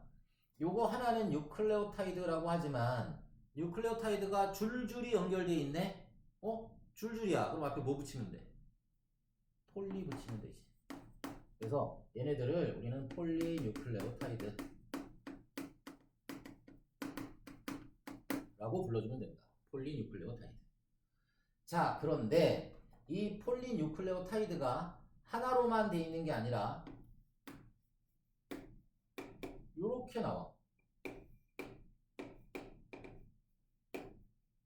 요렇게. 귀찮아. 여기까지만 그릴 거야. 그럼 얘 같은 경우는 지금 폴리뉴클레오타이드가 한 가닥이 아니라 몇 가닥으로 되어 있는 거야? 두 가닥으로 구성이 되어 있지. 그치? 이렇게 되어 있으면 이거는 DNA입니다. DNA가 바로 이렇게 구성이 되어 있어. 반면에 요 라이보스라는 당을 가지고 있는 애는 어떻게 되어 있어? 한 가닥으로만 되어 있습니다. 한 가닥의 폴리뉴클레오타이드로만 구성이 되어 있으면 그거는 RNA다 이렇게 우리가 표현을 하게 됩니다. 자, 또 차이점이 있는 게 뭔가 봤더니 여기 인산당 염기라고 표현을 했는데 이 인산당 염기에서 이 염기의 종류가 DNA나 RNA 똑같이 4개의 종류의 염기가 있습니다. 근데 이거는 이렇게 외운다고 그랬어. 이렇게 외워야 돼. 어떻게 외우나 보니까 요즘 영화는 여러분들 딱 봐도 CG인지 아닌지 구분하기가 상당히 어렵습니다. 근데 한 10년 전 뭐 이 정도만 되더라도 좀 어설퍼 CG가. 그래서 CG를 볼 때 영화를 딱 보다가 친구랑 같이 보다가 얘기합니다. 아! 저 CG다! 이렇게 얘기하잖아. 아! CG다. 아! CG다. 이렇게 외우라고. 또 충청도 친구들끼리 영화를 보러 갔네. 근데 딱 CG 장면이 보여. 아유 CG네. 아유 CG요. 아유 CG네. 이거야. 자, 이거랑 이거 이렇게 외우십시오. 근데 우리 교재에는 A, T, C, G 이런 식으로 안 써있고 뭐 A, C, T, G 뭐 이런 식으로 써있을 거야. 근데 선생님처럼 이렇게 외우라는 이유는 바로 뭐 때문이냐면 여기에 아데닌이 오잖아? 그럼 이쪽으로는 무조건 타이민이 옵니다. 아데닌, 타이민, 사이토신, 구아닌이라고 부릅니다. 뭐 이름은 그렇게 중요하지 않지만 아데닌, 타이민, 사이토신, 구아닌. 얘는 아데닌, 원래 이름은 우라실이었어. 우라실. 근데 애들이 자꾸 우라질 그래가지고 이름이 바뀌었습니다. 진짜로 그렇습니다. 우리 사람 염색체 연구하는 게 뭐야? 염색체 분석을 다 한 걸 우리는 지놈 프로젝트라고 하잖아. 원래는 게놈 프로젝트라고 했었습니다. 진짜로. 근데 어감이 너무 이상해서. 얘도 마찬가지로 우라실이라는 발음 표현을 했었지만 요즘에는 유라실이라고 보통 발음합니다. 그래서 아데닌, 유라실, 사이토신, 구아닌. 아데닌, 사이토신, 구아닌. 아데닌, 사이토신, 구아닌 똑같네. 근데 얘는 타이민이 있고 얘는 유라실이 있는 게 차이점이구나. 이렇게 기억해 놓으면 되겠고. 그래서 DNA에서는 아데닌이 오면 타이민이 붙습니다. 그럼 여기 구아닌이 온다면 이쪽으로는 사이토신이 붙는 거야. 여기에 타이민이 온다면 이쪽에는 뭐가 와야 돼? 아데닌이 온다. 이렇게 얘기를 해주면 돼. 뭐 RNA 같은 경우에는 누가 와서 붙는 거는 아니지만 아직은 얘한테는 염기가 뭐가 있나 보니까 아데닌도 있고 그 다음에 사이토신도 있고 구아닌도 있지만 타이민 대신에 얘는 무슨 염기를 갖는다? 유라실이라는 염기를 갖는다. 이게 DNA랑 RNA의 차이점이야. DNA하고 RNA의 차이점 지금 3개 했습니다. 바로 뭐가 있나 보니까 4개인가? 얘는 두 가닥의 이중 나선 구조를 갖고 있는 게 바로 DNA라고 한다면 RNA는 단일 가닥 구조로 이루어져 있고 그 다음에 DNA의 뉴클레오타이드의 당 성분은 디옥실라이보스라는 당을 갖고 있지만 RNA에서의 당은 그냥 라이보스라는 당 성분을 가지고 있다. 기억해 놓으시고 또 하나 DNA에서의 염기는 A, T, C, G라는 요 네 개의 염기가 서로 간에 이걸 상보적인 결합이다 이렇게 표현하거든. 이런 상보적 결합을 갖고 있는데 단일 가닥 구조인 RNA에서는 아데닌, 사이토신, 구아닌, 그 다음에 타이민 대신에 유라실이라는 염기가 들어가 있다는 게 바로 이 차이점에 해당이 된다라고 봐주시면 됩니다. 또 얘네들의 기능상의 차이점은 DNA라는 건 말 그대로 유전 정보를 저장하는 역할을 합니다. 내 몸의 단백질을 이렇게 만들 거야. 아, 단백질을 만들려면 이 아미노산과 이 아미노산, 이 아미노산, 이 아미노산이 일직선이 돼야 돼. 중간에 다른 걸로 바뀌면 안 돼. 하고 저장해 놓는 설계도야, 설계도. 그래서 얘는 유전 정보를 저장한다.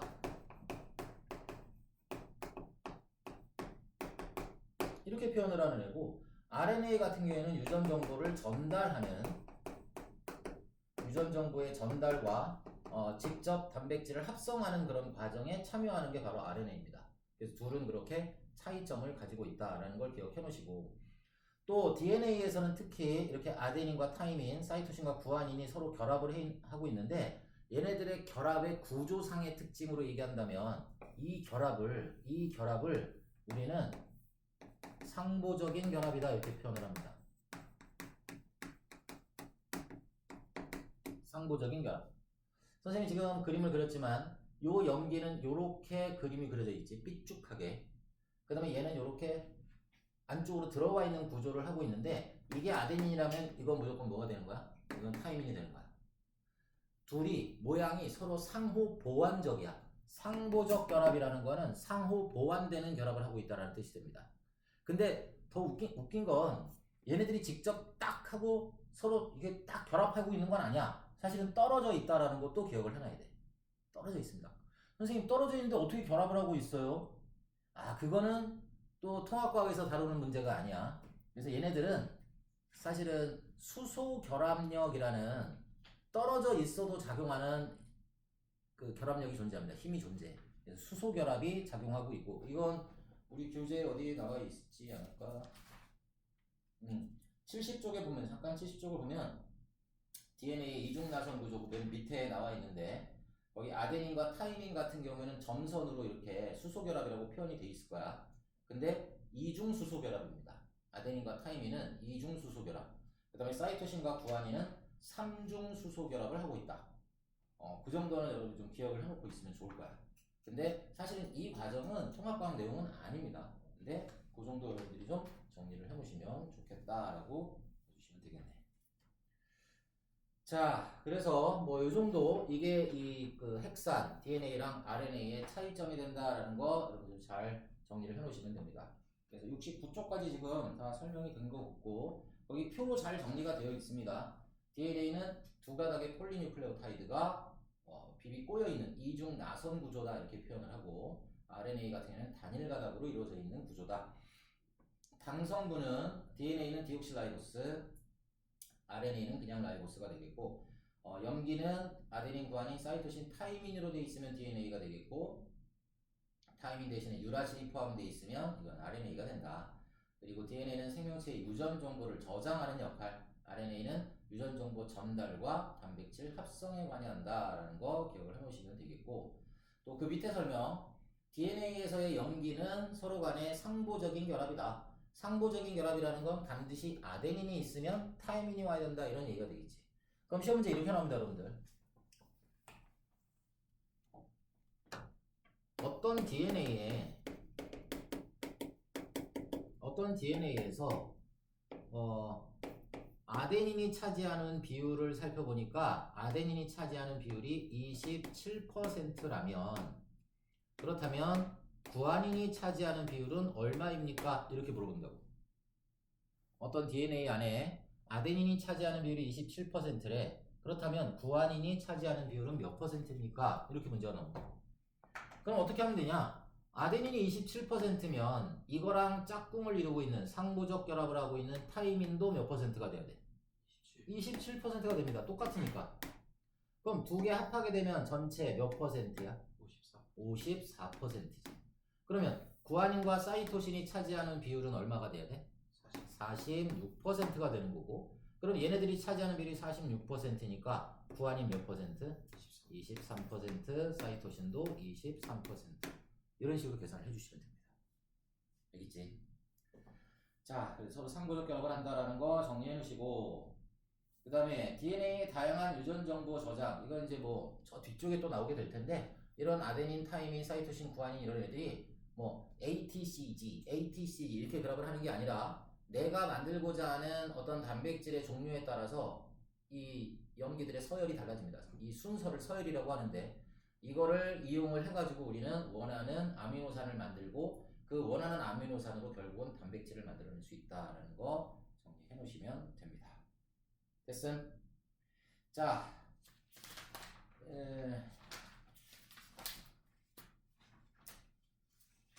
뭐 숙제를 내주기가 무서워? 숙제를 해와야지 숙제지? 어? 거기 개념 속속부터 1등급까지 73초까지 숙제를 해주십시오. 여기까지 합시다.